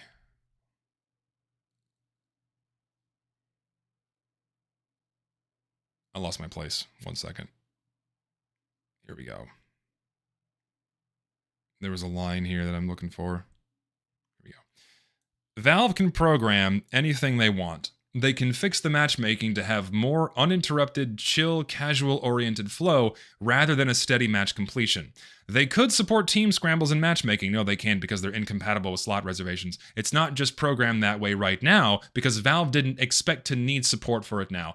The fuck do you mean they didn't need to expect support for it now? They needed support for it after day one. People have been begging to have that feature back for 10 years, and they just ignored it because, again, it is fundamentally incompatible with the matchmaking system slot reservations. That's why they never added it back. We needed this 10 years ago. It's not that we need it now, we always needed this back. Casual gets confused if the game resets like what Scramble does. They could support a more perpetual game experience that doesn't have disruptive loading screens and match end screens, etc. if that's the goal. And again, this is where your feedback and ideas are important. Be creative. Here's the exact quote that contradicts the entire point of this post. Back in the beginning, they said, "While I do understand and agree that matchmaking has issues that should be resolved, I think it would be much easier to tackle those issues more directly." What is direct in any way about creating new solutions to these problems when all of the problems with casual mode would just go away with a direct reversion to quick play, the system that already exists? What is direct about Valve needing to create new code, new workarounds for this system, instead of just using the code that already works and does not have these problems and would provide a better experience that could also be improved, mind you? Again, no one is arguing that quick play is perfect. Everyone is arguing for quick play being better than casual mode. And all of casual mode's problems could be addressed in one fell swoop if they simply went back to the system that already exists. Additionally, this touches on the argument that we can't ask for Valve to do much work. This is like another point of contention people have. You can't ask Valve to do much work because they'll never do it. They just won't do it. They're just going to look away. No, Valve can't do that. Valve can't do quick play. Valve will never remove the bots. Valve will never unmute free-to-plays. They'll never do this. They'll never do that. If you ask, if you pressure them and give them a reason, they will do it. Valve has infinite resources and manpower. No amount of work is too much for them, especially considering making this game function better. They could set one fucking guy on this and it'd be done in a month. They just don't do it because they don't want to rock the boat. They don't want to shake up the money flow. They don't want to allocate resources because they don't have to, because we keep dumping tens of millions of dollars into this game, so why ever touch it? Make noise. Make videos. Make posts. Make this unignorable. So Valve has to address this system until they'll inevitably shove themselves into another corner where the game fucking breaks again, when they update the game again, and they have to do something. Band-Aids are not a solution anymore.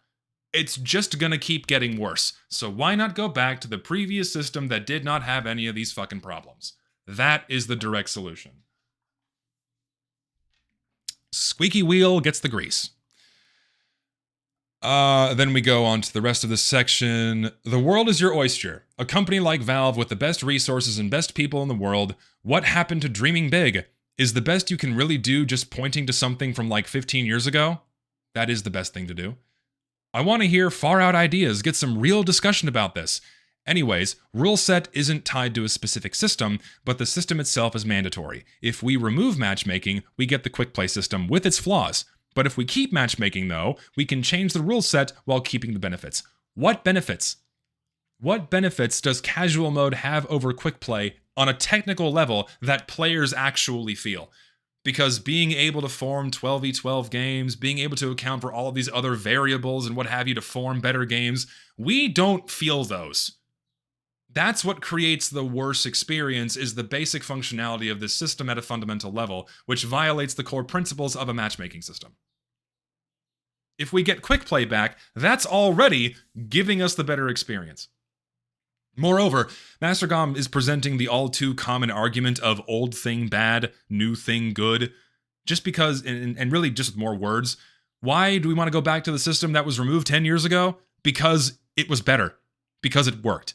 You want real discussion? You want real ideas? We've been having the real discussion. We've been having the real ideas. I've been doing this for months, for years, in my videos, in my posts, in my streams. It's just not the discussions that you guys want to hear or you guys want to engage with. In fact, as I said earlier, all incredibly detailed arguments against casual mode and in favor of quick play are completely ignored. We instead get new posts like these that don't address anything that's been brought up in the past, let alone provide any solutions like we do. And then Mastercom implies that we can't improve quick play. Like going back, we have these problems. Oh, they can't be addressed. Oh, that's where it stops. No, they even say in their own post that these things could be fixed. And also somehow casual mode's benefits outweigh quick play's player autonomy and freedoms, and that simply changing the server rules would be a preferable path, which I think most people would agree is simply not enough. This does not address the player autonomy that was removed from the browser, the advanced options menu, and how casual mode ruins map variety, so on and so forth. Every time you ask someone what they prefer from casual mode over quick play, it always boils down to two things. I can pick my maps, and we have the party system. But you could pick the map you wanted to play on whenever you wanted to. And you got more variety.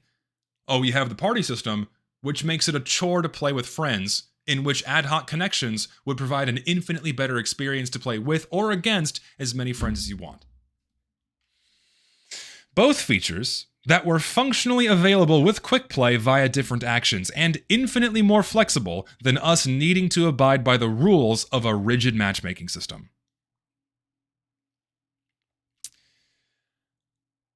Let's see. Then we have like this last paragraph here, which I think is just fucking corny. This last paragraph is this appeal to emotion that kind of patronizes people that remember how the game used to play fondly, saying that we can never go back and that we just need to accept how things are now.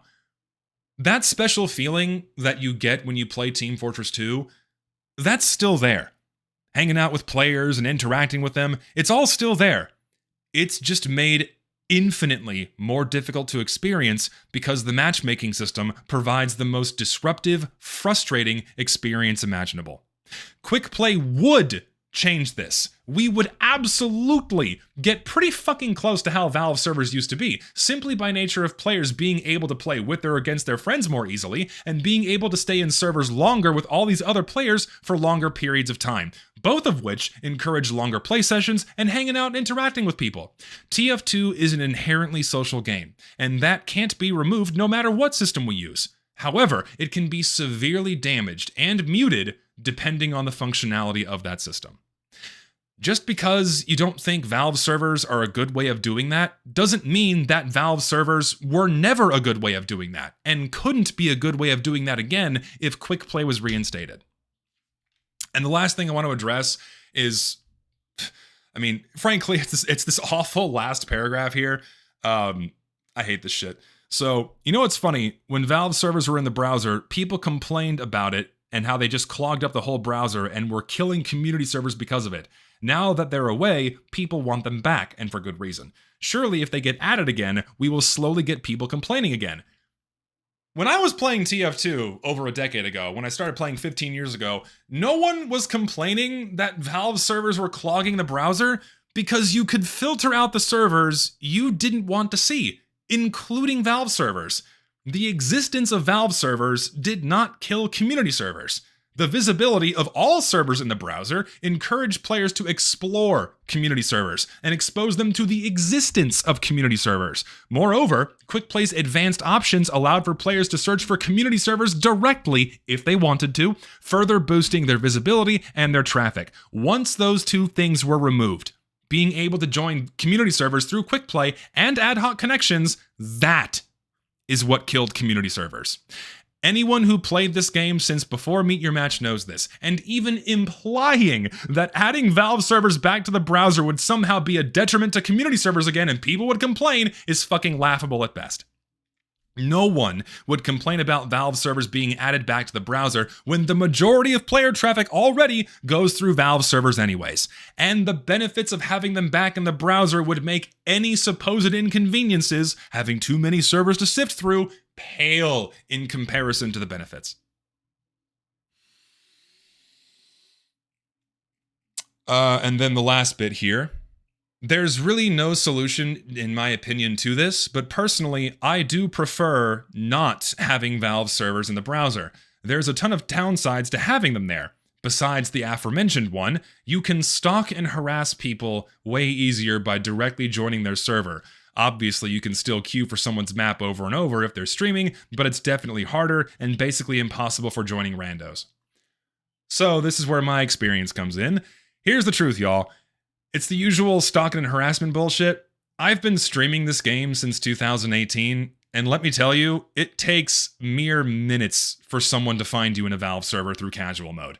Matchmaking barely delays the inevitable if someone really has it out for you, especially since there are now tools that can find players in casual servers anyways and let cheaters directly queue for them. Moreover, this is primarily a concern for streamers and larger figureheads that are in the TF2 sphere, which make up a microscopic fraction of the total player base. Withholding Valve servers from the browser and the immense benefits that all players would reap from that, just for the sake of this tiny minority of people that just might get harassed in a server, is just foolish. When you stream a game, you assume the risks that come with it. That should not influence any decisions about a game's core functionality. If you're going to outright acknowledge that this isn't a fault of quickplay itself and is instead an inherent part of playing multiplayer video games online, a problem that exists in full force today, even under casual mode, why even mention it? I think that people really want a more instant way to join friends' games and not needing to be in a party to join your friend's game. That would probably solve 99% of complaints because then you wouldn't necessarily have to be on the same team as your friends and you don't have to wait around in a queue. Yes, quick play, ad hoc connections would do that. A matchmaking system requires that you join a friend's party in order to get into their server and have a slot reserved on their team. These two things cannot coexist. Otherwise, again, it completely defeats the purpose of matchmaking, so why is it still here? Then, there's also the fact that there's simply way more Valve servers now, and matchmaking can manage the server population to scale much better than quickplay. I don't think people would appreciate the tens of thousands of Valve servers which exist clogging up the browser by default when it's the only way for players to discover community servers. We have browser filters that would lessen the number of servers visible. quickplay managed, and quickplay on its own, managed the hundreds upon hundreds of Valve servers without issues. You can also pause the server refresh at any time you want. You've loaded up enough servers to find one with decent ping so you can play a game. You never, in the game's history, never needed to load every single server in existence to find the game, and you still don't need to do that. Now, to close this out, I'll just say what I said earlier. This is another post that misses the forest for the trees. These addendums aren't worth looking at. This is a post that misses the forest for the trees. They focus on the supposed unfixable problems that they concede are fixable with quickplay, instead of engaging with the real conversation that people want to have, which is that quickplay is better than casual mode. No real progress is going to happen until other larger figures, other than myself and Lister and Richter Overtime, want to actually focus on these now incredibly detailed arguments, instead of creating new ones like this. What's more frustrating, and what I guarantee is going to happen, because I've been going for a couple of hours now, is that whenever we provide these detailed explanations or refutations to posts like these about casual mode being broken as shit, people will now simply dismiss it because they're too long, or because it comes from me. But when Mastercoms writes a wall of text, it gets praised as the ultimate nuke against quickplay. Quickplay is fucking over. Oh my god, they did it. Meanwhile, these same people bitch and moan about how hard it is to engage in constructive detailed discourse about casual mode, either because they find some of the people engaging with it annoying, or because they can't be bothered to actually listen, read, and digest what's being put in front of them because they have the attention span of a fucking goldfish. Yeah, that's it.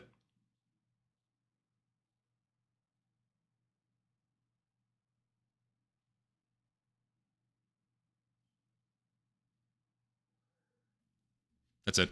That's all I got for today, really.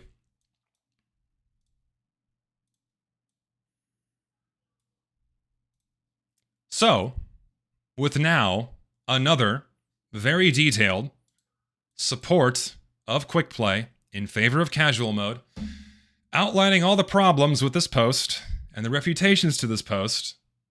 And apparently, in Mastercoms, we're going to have a conversation, so I can't wait for that. It'll be fun to have that eventually, whenever that happens. Holy moly, can we finally, please, for the love of God, start having some serious conversations about where this game needs to go? I am so fucking tired of the shit I'm... Like, this is the shit you know what I fucking see? I see shit like other YouTubers like saying, oh, Mastercoms is a fucking enemy of the state now. It's like they want this to be a fucking war. I saw that fucking Kaluka guy, like, painting this out to be a goddamn culture war on Twitter. Like, come on, man. Like, you guys bitch and moan about this shit, and then you engage in the exact same crap you guys hate. It's gonna be a war now. It's gonna be a war. It's like, fuck off. Like, we want to actually talk about these things, not do that crap. Ugh. Like, I swear to God, no other YouTuber wants to actually talk about these things. It's so fucking annoying.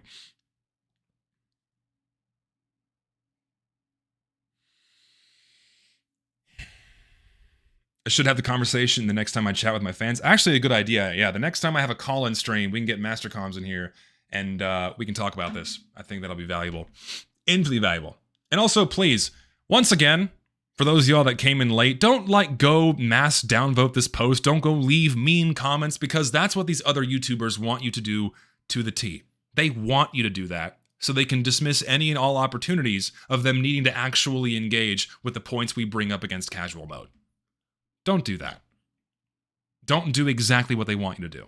They want this to be a culture war because that's what they find fun if the Chucklenuts tweets are of any indication. They find that fun.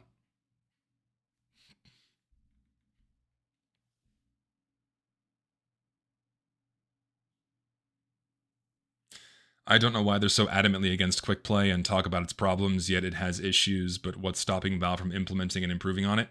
Because we don't give them reason to. We don't give Valve a reason to do anything with this game if we keep giving them tens of millions of dollars a year. We don't give Valve a reason to do anything about improving the gameplay because we keep telling them with our wallets that everything is perfectly fine. We're telling them by our silence and our lack of noise about this issue that everything's okay and they need to do nothing. So guess what we got to do? Make noise, deprive them of their dollars, and make them go, uh-oh, what's going on? Why is the wheel squeaking? Make them pay attention. Make them pay attention.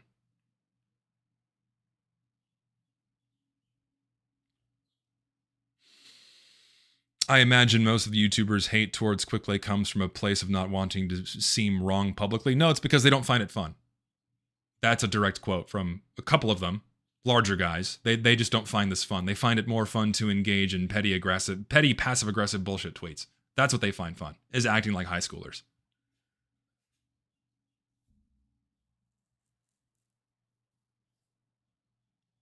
Not gonna lie, but even if quickplay was added back, I don't think it would really need anything new put into it. I agree. If we just got quickplay back in its final form in 2016, that experience would blow everything the modern form of casual mode does out of the water in terms of providing a more fun gaming experience for everybody, 100%.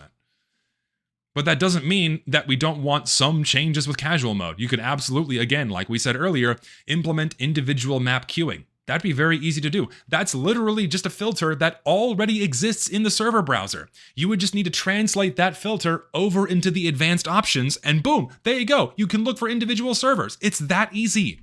It's just an additional filter in the fucking goddamn server browser. It's not that hard. You could do it.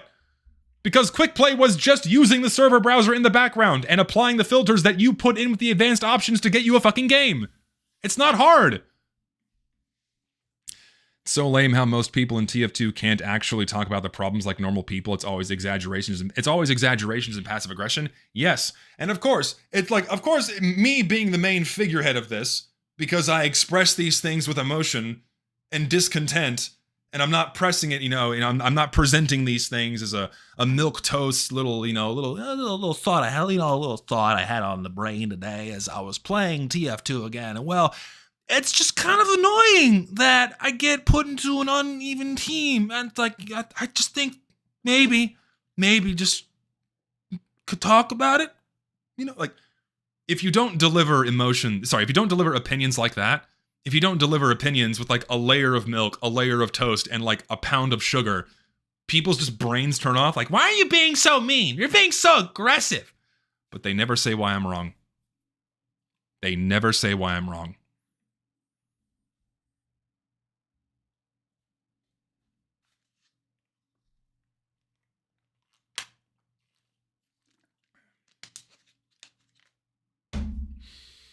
I have to piss really bad, so I'm going to do that, and then we can chill out for a bit. Maybe play TF2 for a second. So I'm going to stop recording, so goodbye, YouTube. I got to piss. Give me 2 seconds.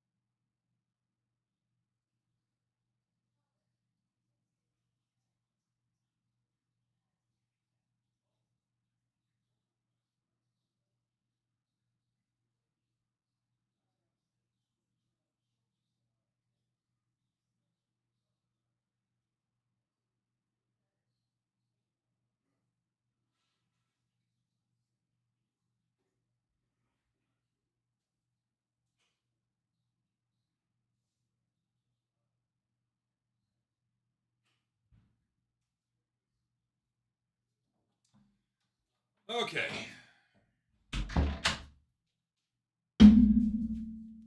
back. I will put some music on to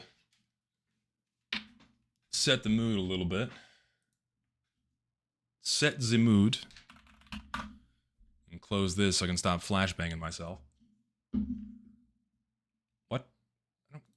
Get out of here. I don't care about, like, personalizing my ads. Fuck off, YouTube. Get out of here. I don't need that bullshit.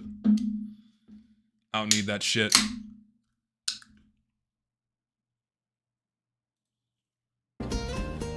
It's so loud. Turn that way down. There we go. There we go. Also, yes, I will be streaming again tomorrow. I will also be streaming again tomorrow doing something non-TF2 related, because, like, for the past 3 days, my head has just been in this cloud of, like, okay, Mastercom's fucking Reddit post comes out, and then my DMs get flooded with a bunch of people saying, respond to it on stream right now, do it now! It's like, whoa, no, I can't do that. I have to actually properly sit down and write something about this. You know? Otherwise, it'll be a mess. And then it's so funny watching a whole bunch of people, like, saying, oh my god, the quick play discourse is dead, they got him, quick play is done! But we're kind of right back where we started. Like, none of the problems with casual mode are addressed. The argument that quick play is somehow worse than casual mode, that's not addressed.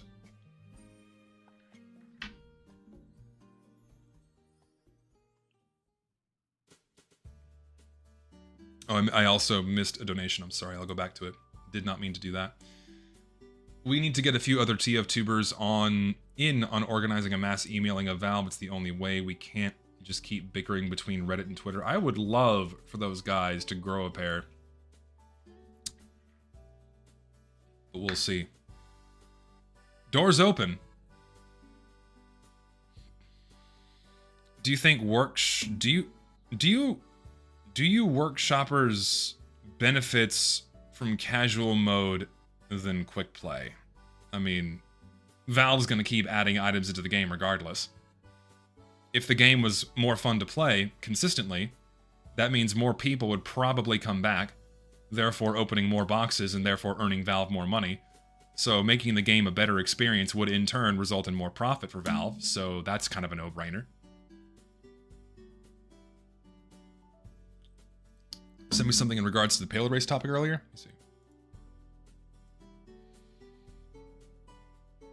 A video from 2014 of someone instantly joining a populated pipeline server, as well as a screenshot of populated payload servers from 2015. Oh, yes, baby. Oh, this is exactly what I want to see. Oh, this is exactly what I want to see. Have a look at this old, beautiful gem.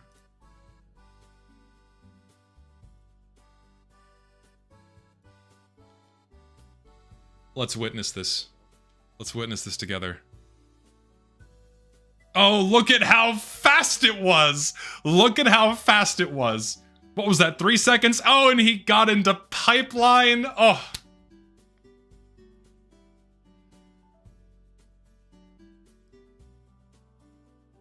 It's so beautiful. It's so beautiful.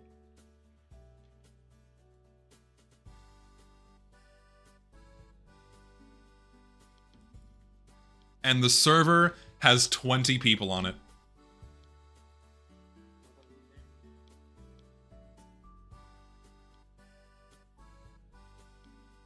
So what was that? And also we have this lovely screenshot right here. Look at that. Payload race, full. All these active, some of them nearly full pipeline servers. Hey, Fish, buddy. And this is just Sydney, by the way. This is just Sydney, Australia. Notoriously a lower server population region from 2015. So hey, Fish stick on a stick, buddy. What was that comment from your stream the other day saying that people are like delusional or what have you? Or like being wrong about being able to get into like a full pipeline server whenever they wanted to? Back then? What was that comment you made?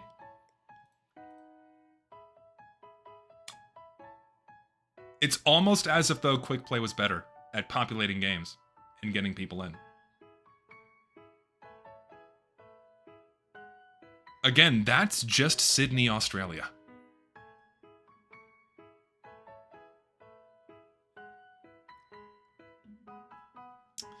What do I think of scrambles resetting multi-stage maps? I don't like that idea. I think the scramble should just reset the current round being played and not the entire multi-stage map. Because if you have a 45-minute map timer anyway, you're gonna get to replay all the stages again. You're gonna get to replay all the stages again anyways. So, who would ever complain about this? Who would ever say the browser is bloated with too many fucking servers when you can just search for the map you want to play? Servers not full, you can tick that off too, right? All the full servers, you don't have to see them. You can tick that off. You don't have to see the full servers. Has people on them, you can join that right away. You could even set up... Acting like you couldn't have a ping limit. You had latency options. You could choose the location of your server. You could adjust max player count. You had all of these filters. And guess what? There could have been more. There could have been more. Talk about someone that likes the past, not digging through the past to confirm his... Yeah. Talk about someone that likes the past, not digging through the past to confirm his hypothesis.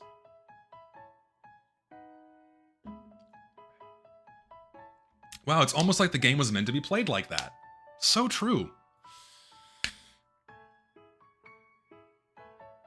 I also agree that the 45-minute map timer would make games far more casual than imposing a strict win-loss condition based on a best-of-3 or a 2-round limit, where the 2-round limit makes no difference anyways. Because one team gets one round, one team gets another round without stopwatch mode, it completely defeats the purpose. Entirely defeats the purpose. No, yeah, I am going to cut down this VOD and upload it as a separate video. So don't worry. What I'm going to do for people that are, like, coming into the stream... Of course, my throat starts tickling now. What I'm going to do for people that came in later is I'm going to unlist the stream, so those of you that have the link can, like, finish it, and then I'm going to cut down the VOD as a separate video. Stop being right, please. It's not fun. Man, I'm tired of being right.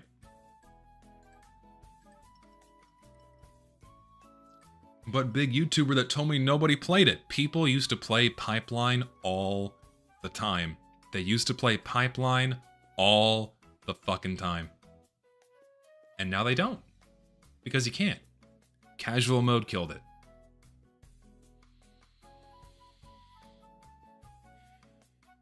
It makes me so sad.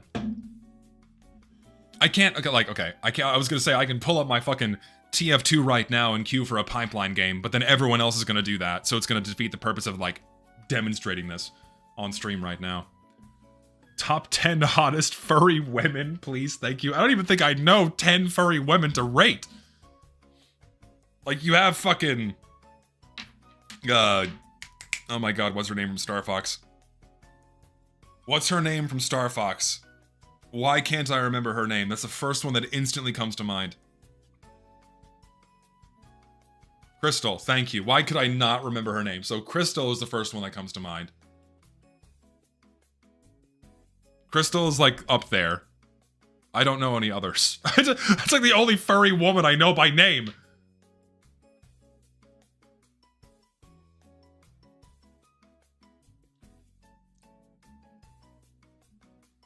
So there you go. That's my answer. That's the only one I got. Of course, I can name 10 fictional female characters. Lola Bunny? No, we're not. No fucking, no Looney Tunes character. That's a little, no. God, this chat's nuts. What's wrong with y'all?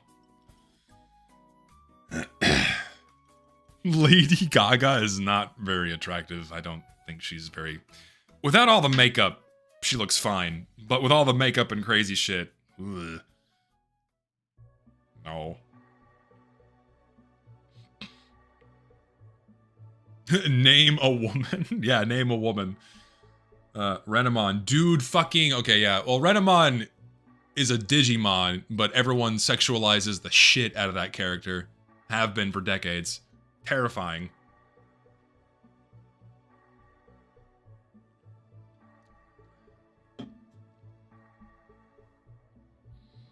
What's wrong with this chat? We're just pyro players. Incredibly accurate. What's wrong with y'all? Anyway, now back to, muscular women. Well, I suppose I do attract a certain clientele to my streams based on what I put out there in public. So I only have myself to blame. I really only have myself to blame in that regard. It's my own damn fault. God, I miss this shit. I know I know I keep going back. I miss this so much, dude. Can we please, God, just go back to how easy this was to get into a goddamn game? Like, if I wanted to play with 4 friends, I could just hop into Sydney Payload Race server number 2, and I could just start playing right away.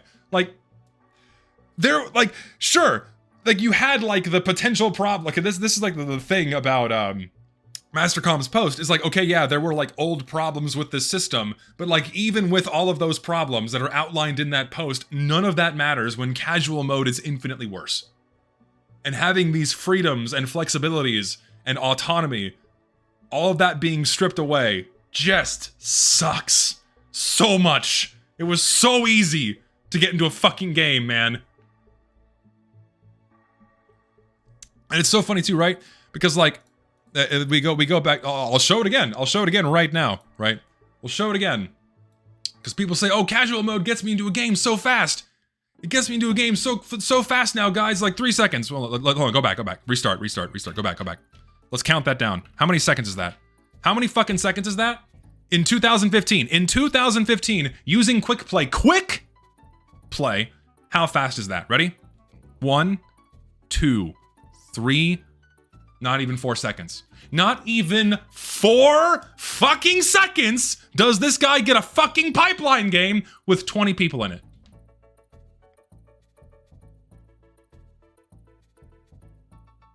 Try doing that consistently with casual mode today. On anything other than Upward, Badwater, Dustbowl, and Two Fort. And Harvest. Why can't we have this? Because TF2 is an esport now. We need a rigid matchmaking system because matchmaking systems are modern. Matchmaking systems are the way of the future.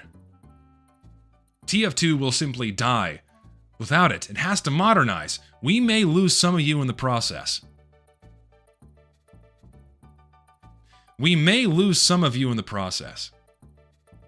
But it's a sacrifice Valve is willing to make.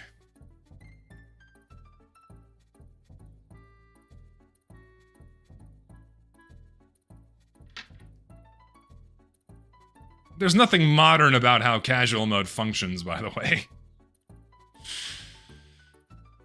I memory hold this, but it took less time to find a game than to load the actual map itself. Yeah! That was the norm. For argument's sake, aside from just the unpopular maps, wouldn't you be able to get consistent servers you connect to after the new update over the weekend? Yes, you would. Every now and again, we're talking over 10 years ago, so my memory on this is a little bit hazy. Every now and again, you'd get some issues with server connectivity, like within the hour of the game updating, because, all the servers and shit have to catch up. But usually after an hour or two, things stabilized and you can play the new updates pretty easily. Whereas nowadays, it takes days and sometimes even weeks of casual mode breaking and Valve actually addressing the problems and putting on a band-aid. Or they just leave it over the weekend and don't touch it until the following Tuesday. Like they did with Scream Fortress again. I'm not reading that donation. I'm tired of that meme.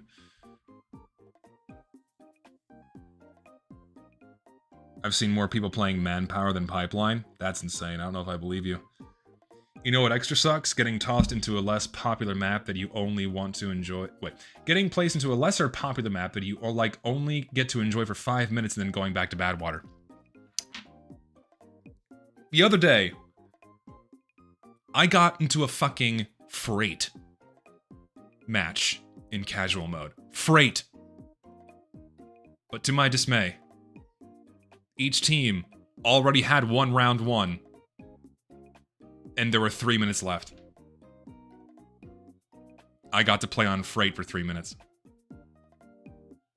The first time I got to play on Freight in casual mode in 2 years. It's that was that was never a problem. ever with quick play, simply by nature of the server settings, because you had a 45-minute map timer. Like, you didn't just get 3 fast rounds of 5 CP and then you have to fucking leave. Can confirm, currently no active pipeline servers, but 2 active manpower servers. That's insane, dude. What? I find that fucking bonkers, man. Talk about... How many high tower servers are active right now? Because I can't pull up the tool without doxing you. How many high tower servers are there right now? I'm curious. How many people are playing high tower? Because it's one of the top 25 maps in the game. How many people are playing in this moment? I'm very curious. You can also, like, DM it to me on Discord so it, like, doesn't get lost in the sea of messages. If you want.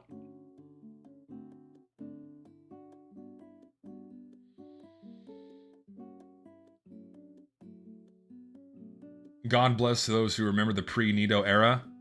We're holding the line. We're holding the line. I'm not going anywhere anytime soon. You'll DM? Thanks, man. Yeah, I'm holding the line. I'm not going anywhere. What tool is this? Someone made a tool that taps into Steam's API and shows all the servers and the information attached to them. So right now, so globally, 5 servers running Hightower. Globally. That is insane! 2 North America, 1 in London, 2 in Germany. And only 3 of them have over 20 players. That's nuts. Hey, remind me if that tool is available on GitHub.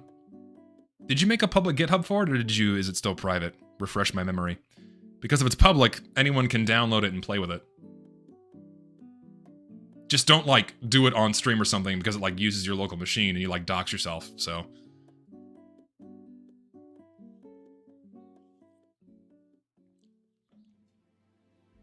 You thought Hightower was popular? It is. But unfortunately, casual mode kills that map too. Because the entirety of Payload Race is dead. Not currently public, the back end is. I'm using a modded version of it right now. Okay, so the tool's not public yet. Hopefully it will be one day, because it's pretty snazzy. By the way, people forget Quick Play menu also had a server browser, which is briefly in the vid, the button. No, yeah, it's the show servers option, right? So say he didn't want to join the server directly, right? Like, so say he did not want to join the server directly, he could have clicked this button right here that says show servers, and instead of a direct instant connection, he would have been shown the list of all of those specific servers, and then he could have picked one.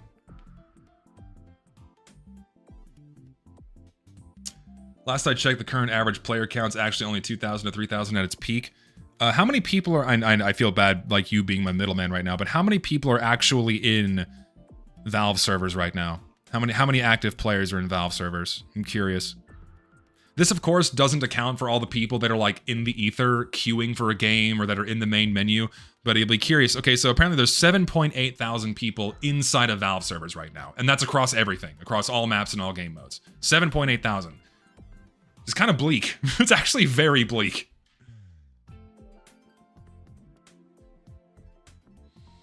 Stupid question. Do you think a perfect casual system would have been good to stay, or is any version too dog shit to replace quick play? I mean, any version of this broken matchmaking system is too dog shit to replace quick play, simply by nature of how the matchmaking system, simply by nature of how the matchmaking system violates the fundamentals of matchmaking with slot reservations. Like, so long as that is there, then it's going to be worse than quick play, and the only solution is to really remove it, and then, you know, it's all good. You can black out your URL bar and use the tool for yourself. That's fine. I'd be really paranoid to try to set that up live, because if I don't, like, adjust the bar correctly, I might just, like, instantly dox you. So the next time I stream, we can play around with the tool, and beforehand I'll set up my window so I don't, like, accidentally just screw you over, buddy. So next time, we'll play with this tool live on stream, and we can explore what people are playing and what have you. I would feel so bad if I doxed this guy live on stream, because he's hosting it on his local machine right now.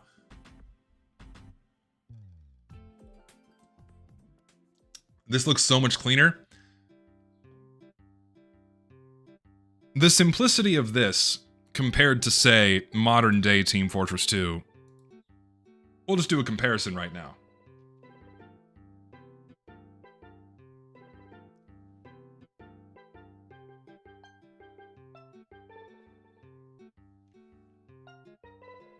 But no, yeah, 7,000 people still playing an 18-year-old game is pretty fucking good. And that still doesn't account for all of the people in community servers. So it's, you know, we have like a 5-figure player count of people still playing TF2 right now, which is pretty fucking impressive. Again, for an 18-year-old game. Like, so all of this is useless, right? This is all useless information. Like, I don't need to know any of these things to start playing. This is just the storefront. Who cares, right? But like, look at this mess, right? Look at this mess. And look at the simple beauty of this. The soul, the drawing, not the shitty SFM render to modernize it, make it more real for competitive esports. The soul of the drawing. With 2 buttons, play now or show servers. But it's modern. Modern is better. What's not modern about this? Riddle me this, Batman. What the fuck just happened to my... I think my... That was fucking weird. What? What's not modern about this? Another point regarding the quick play menu, unlike the casual drop-down list, you have to manually move through all the game modes and choose while getting tempted by the artworks. That was something else too, is like going through each game and like, oh shit, that looks fun, oh shit, that looks fun. Whereas like with this, it's like the picture is so tiny, it's like none of these are like really dragging you in.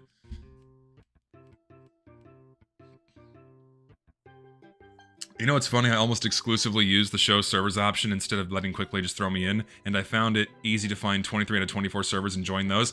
And that's the thing, man, because guess what?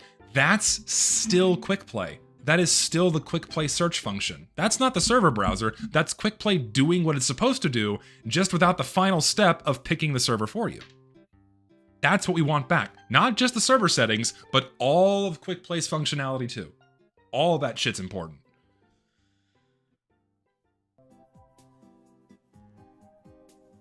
No, I know, yeah, the source filmmaker renders are just the copies of the drawings. Except for payload races. This is not the same as the drawing.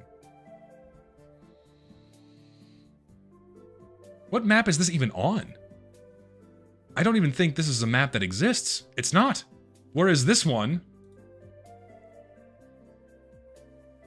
Go back. Whereas this one is like very clearly pipeline. Hold on, go back. Yeah, this is pipeline going up the fucking hills.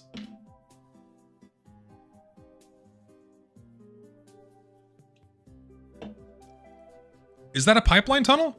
I don't know if it is. Is this a pipeline tunnel?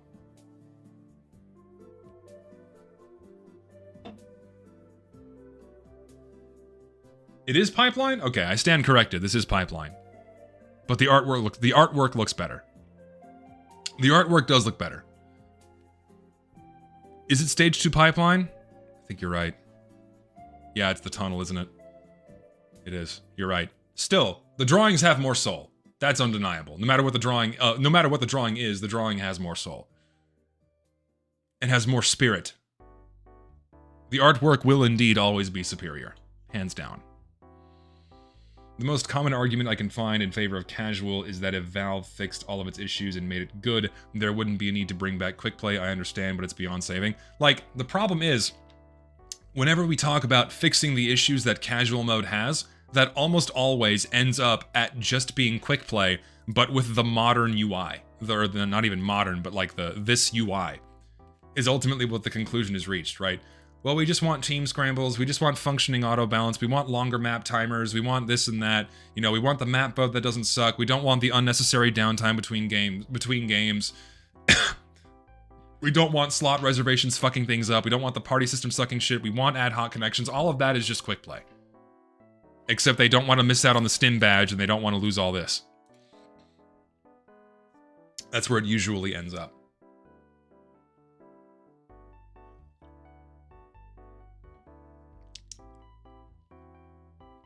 Seeing those drawings the very first time I opened the game and browsing through filled me with excitement to actually play, even though I didn't know how to play. It's enticing. Exactly. Let's say we have 15,000 active players either in servers, Valve, or community, or searching for a game. SteamDB says we have 48,000 players. 3/4 of the players are idle bots. Fun. Yeah, definitely still a good majority of the SteamDB player counts are indeed idle bots. I need to update my figure again. I want to do, just for a fun check, the data collection since that video has still been going, so I'll probably do a second channel video at some point, checking in on the number of idle bots that are still here. And I also want to do another Giftapult experiment, but with 10,000 Giftapults to see how many bots are actively inside of Team Fortress 2. I want to do like 1,000 Giftapults each day, or like maybe like a certain number of Giftapults at a certain time each day, just to see how many idle bots there are. Like during a week, yeah. Yeah, 10,000 Giftapults is a lot, but it can be done. The bigger the sample size, the better.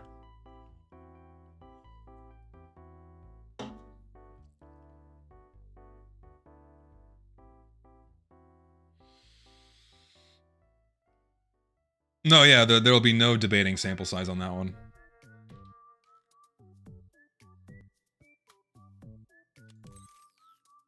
Oh shit! Someone just got a pan. He's gonna get scammed instantly, I just know it. I feel bad for the guy.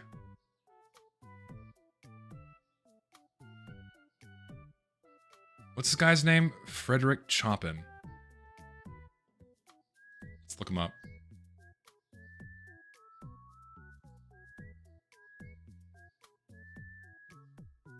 That is not what I want.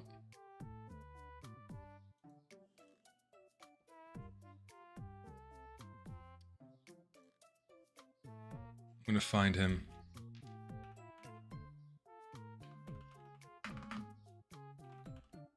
What was his fucking name again? Oh, it's gone. Shit. Oh well.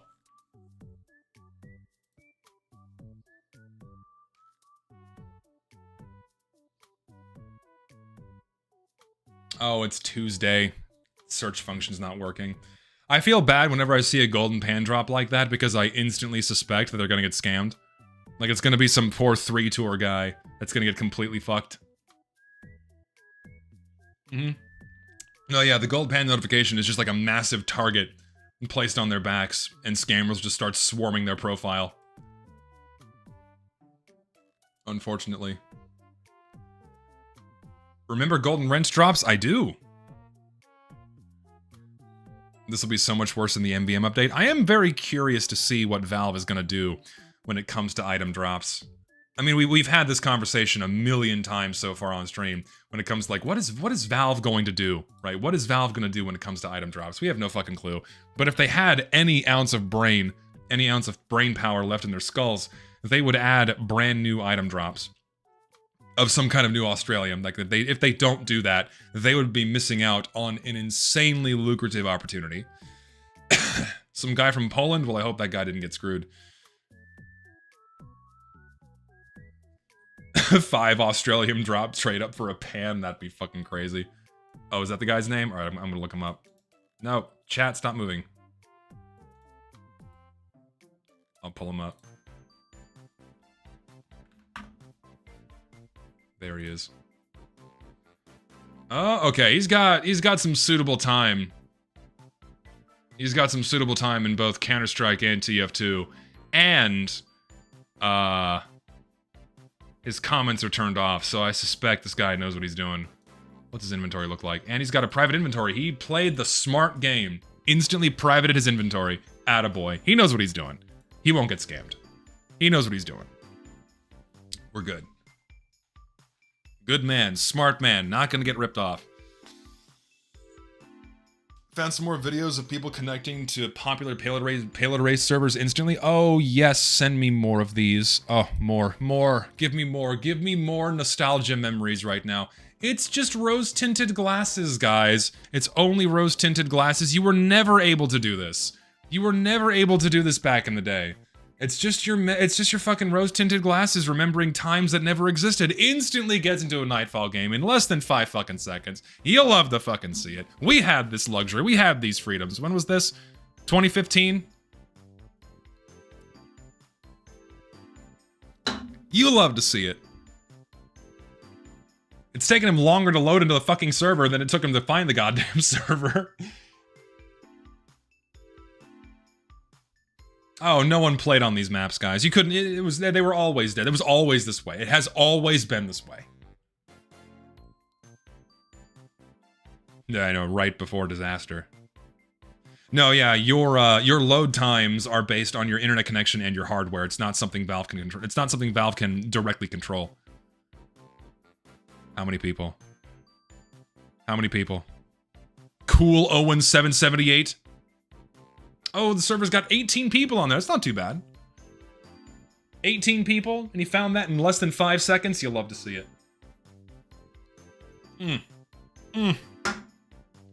All right, give me another. Give me the next one. Queues for payload race. How long is that? Oh, and there's the show servers option. Oh, go back and show me that the delicious curves of that physique. Show me. I gotta slow that down. Give me the playback speed right now. Oh, give me 0.25. Go in slow motion. See those curves wriggle and jiggle about. Give me that right now. Oh, that was heavenly to see.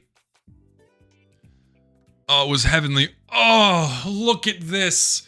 Oh, look at this. And you could just pick the one you wanted. You could choose your ping. You could choose your player count. Oh my god, look at that. You got them all. You got Nightfall, Hightower, and Pipeline. So many almost full servers to choose from. I'm getting hard. But this is just your nostalgia goggles. This is just your rose-tinted glasses. You could never do this. You never got into these games back in the day. You could never play on Pipeline or Nightfall. You never got there. You never could do this. Just your nostalgia. Look at that shit. He goes right for the Nightfall server with 22 and he gets in. He gets fucking in like it's nothing. Can't do that in casual mode. All of these supposed miserable problems with quick play really airing themselves out here right now. I believe we have another.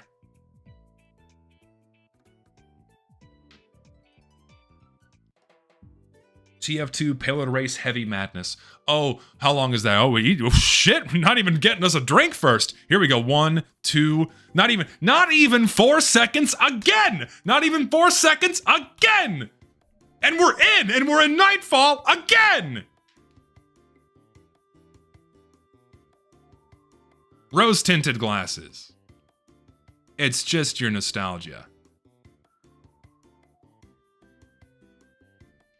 Things never used to be this way.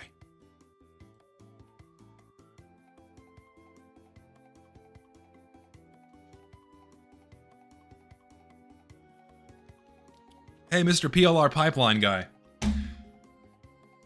What was yesterday's queue like? How long did it take you to get into a fucking Pipeline game yesterday, Mr. PLR Pipeline? What was the tab? Fuck it, we'll just look right now. I spelled Pipeline wrong. Where are you, buddy? I'm not subscribed to you on my fucking second channel. It's not popping up either, I'm sad.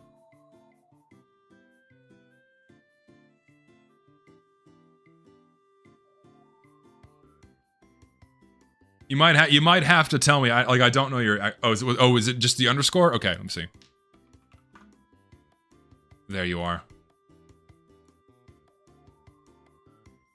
25 minutes as of today. 53 minutes yesterday. 2 hours 2 days ago. 3.5 hours 3 days ago. Being charitable and saying 25 minutes is the norm.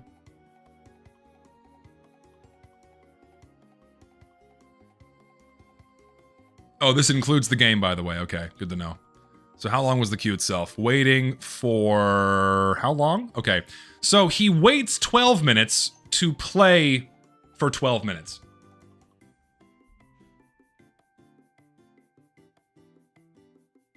He waits 12 minutes to play for 12 minutes.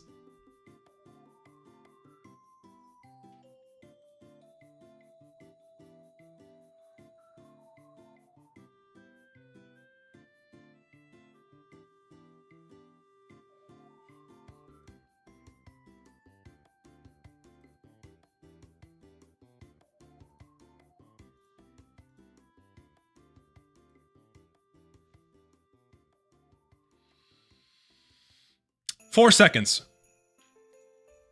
4 seconds. And he plays for 22 minutes. Also, what were the team sizes? Yeah, let's check out the team sizes here. Oh, wait a minute.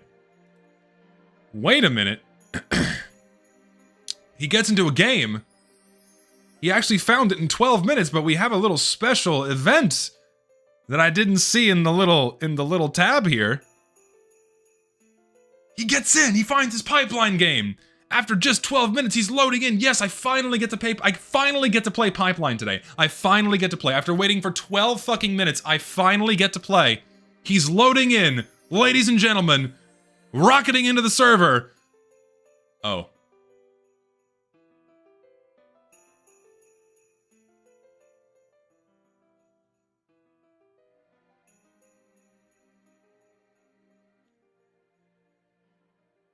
You will not play.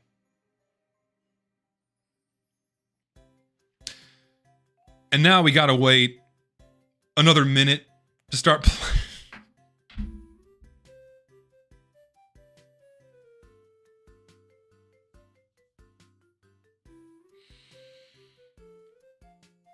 They voted for the same map.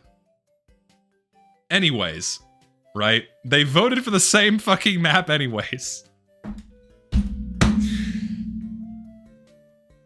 I'm just gonna get a fucking tattoo on, like, my forehead that says nostalgia goggles or something, because I am so fucking tired of seeing that shit.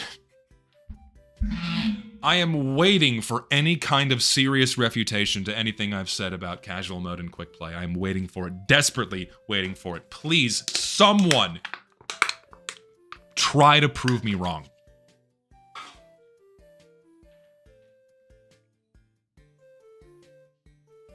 I'm curious as to how... Dude, he's playing for like 6 minutes! He's playing for like 6 minutes in a 2v1!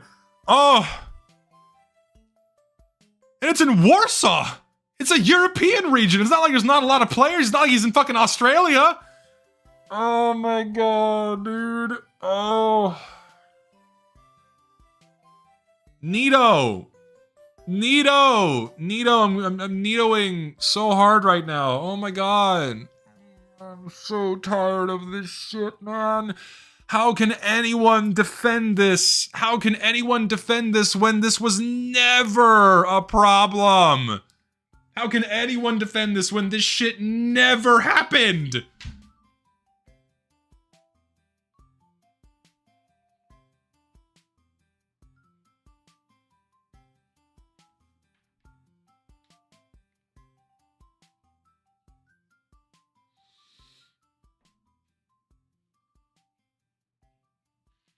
I missed a donation, I'm sorry.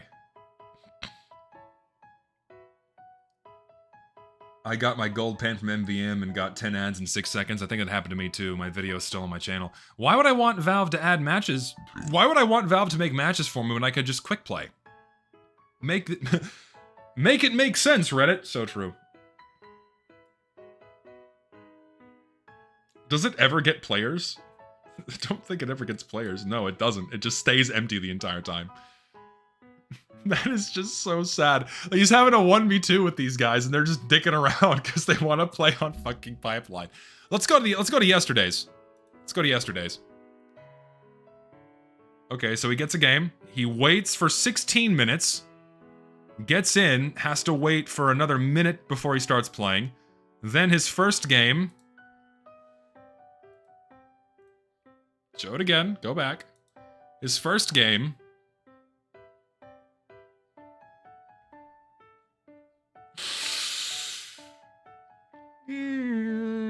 Yeah. The player that lost connection, that slot's going to stay that way indefinitely, by the way, until the system finally boots him out. So that misbalance is going to persist. Because the fucking matchmaking system does not view this as an empty slot, so auto balance is not going to move one player over to the other team.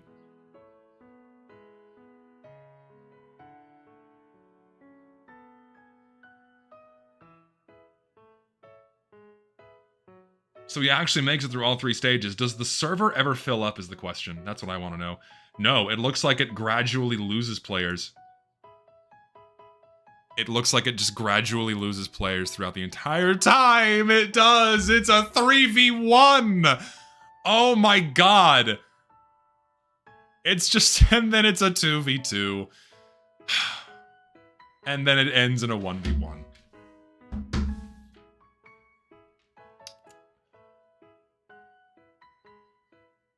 This is just rose-tinted glasses. I didn't even see how full this server was this guy got into. Let's see.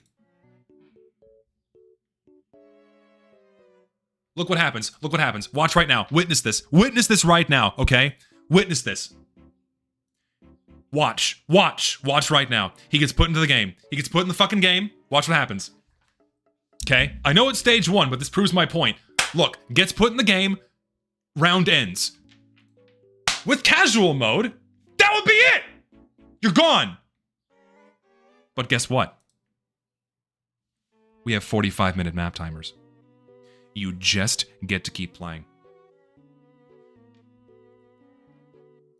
You just get to keep playing. Look at all this juicy playtime. You just get to keep playing. It's gorgeous. Rose-tinted glasses. Nostalgia goggles. The TF2 never used to behave this way, guys. It's false memories. False memories. Imagine if this game was run by a multi-billion-dollar company, man. Imagine. Check the current stats in the description, you mean on your videos? Let's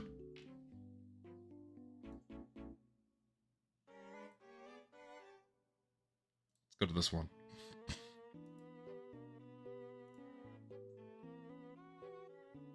He waits for an hour and 52 minutes. For a game that lasts 6.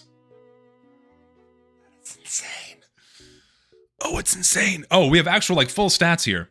So total time wasted, 4 days, 3 hours, 1 minute and 50 seconds. Total pipeline playtime, 7 hours. ZestyJesus.com/servers. You can play Pipeline whenever you want.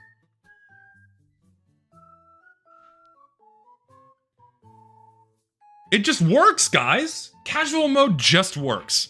I would love to add up all of the downtime, downtime we've been subject to.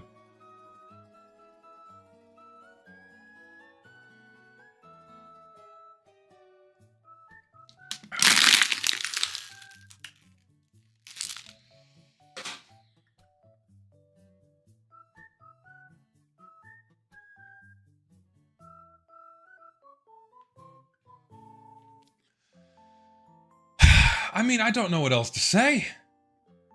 Like, it sucks, right? Because I have other videos I want to make, but at this point, I'm just repeating myself over and over again. What else can I do? I don't know what else to do.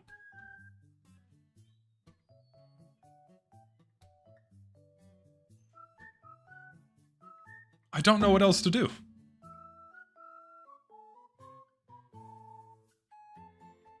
I guess I have to, like, pay Uncle Dane, like, $500,000 to make a video about this or something. It's the only way. It's the only way. Pipeline was the first map I ever played back in 2015, and it's so special to me. I'm so sad I haven't played it since, like, Jungle Inferno, I think. Simply queue for a different map, Forehead. Just don't play a map that's been in the game since 2009. Have you ever thought about that? Just don't play it. It's that easy. Just don't queue for it. Play something else. Who cares if you like it? Who cares if it was once popular and populated? Fuck you. Play something else. Just who cares? Obviously, that's the solution. That's the solution. Is just, you know, don't do it. Don't play it.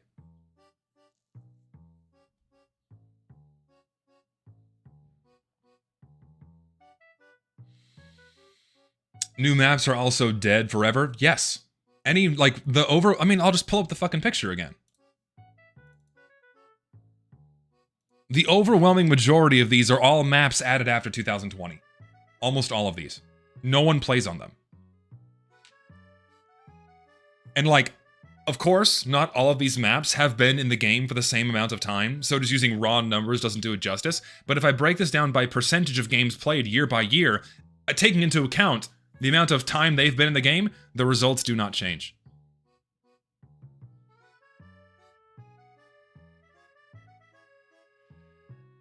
And yes, these are map IDs, which I have a list of that I'll include in my next video so people can like source them.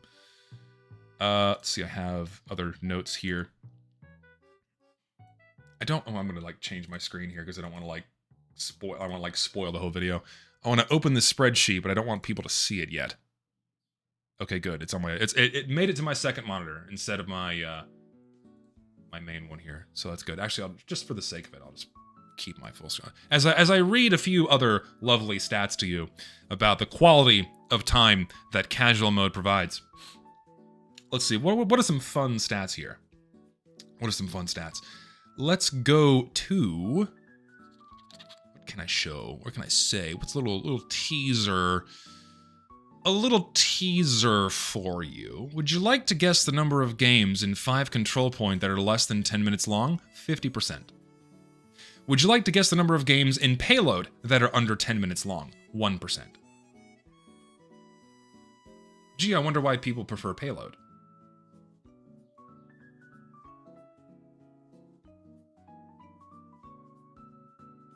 Sorry, that's for full games. All games.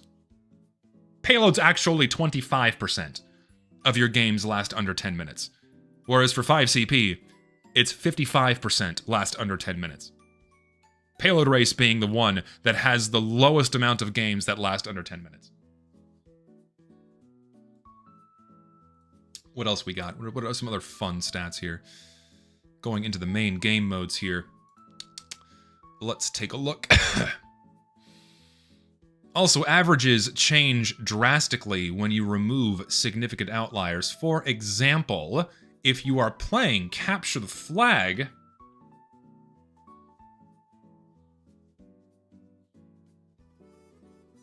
your average playtime is 19 minutes, but if you remove 2 Fort, it drops to 10. Mind you, this is again a sample size of 9.8 million casual matches, sourced from 3,389 players. Do I have the by map breakdown? I don't. Unfortunately. Manpower, manpower makes up 0.2% of all player traffic, versus Saxton Hale 0.5% of all player traffic, Medieval Mode 2% of all player traffic, Special Delivery and Hydro, I put those two together, make up 3% of all player traffic, Payload Race 4%, 5 Control Point 7%, King of the Hill 15%, Attack Defense 17%, Capture the Flag 23%, and then Payload 41%. But Capture the Flag, 2 Fort, makes up 10% of all player traffic, which is fucking insane. 10% of all TF2 games are on 2 Fort. That's nuts. There are guides that tell you how to actually just run the game and configure it? What do you mean? By the way, your Gold Rush server is facing issues. It crashes games due to assets not loading for me and several other people. I will see. I think it needs to be updated. I don't think we've updated the server, so I'll make sure I can get that fixed. Yeah, Steam's down right now because it's Tuesday and it's server maintenance day, so Steam servers are going to be shit in the bed. FYI. Anyway, I've been going for 3 hours now, so I'm going to cut it there. We've had a very productive stream today. We've covered a lot of ground in a short period of time. And yeah, thank you all for watching this special edition stream. We'll have our normal stream tomorrow where I'm going to play something else. I don't know what that's going to be. But if you'd like to watch that, and then also Saturday's stream, which will probably be more TF2 related stuff, join the Discord, linked in the description below. You get notifications for when I go live, and when I upload videos, and do other things. And yeah, that's about it. Thank you all for your lovely donations. You're amazing people. Love you all. I have the best fans, the greatest fan base in the world. No one can beat them. The chudliest of chuds is what they call them. Lovely people. Lovely, lovely people. Chudliest of chuds. You love to see it. Thank you all, lovely people. And I'll see you tomorrow. Y'all take care.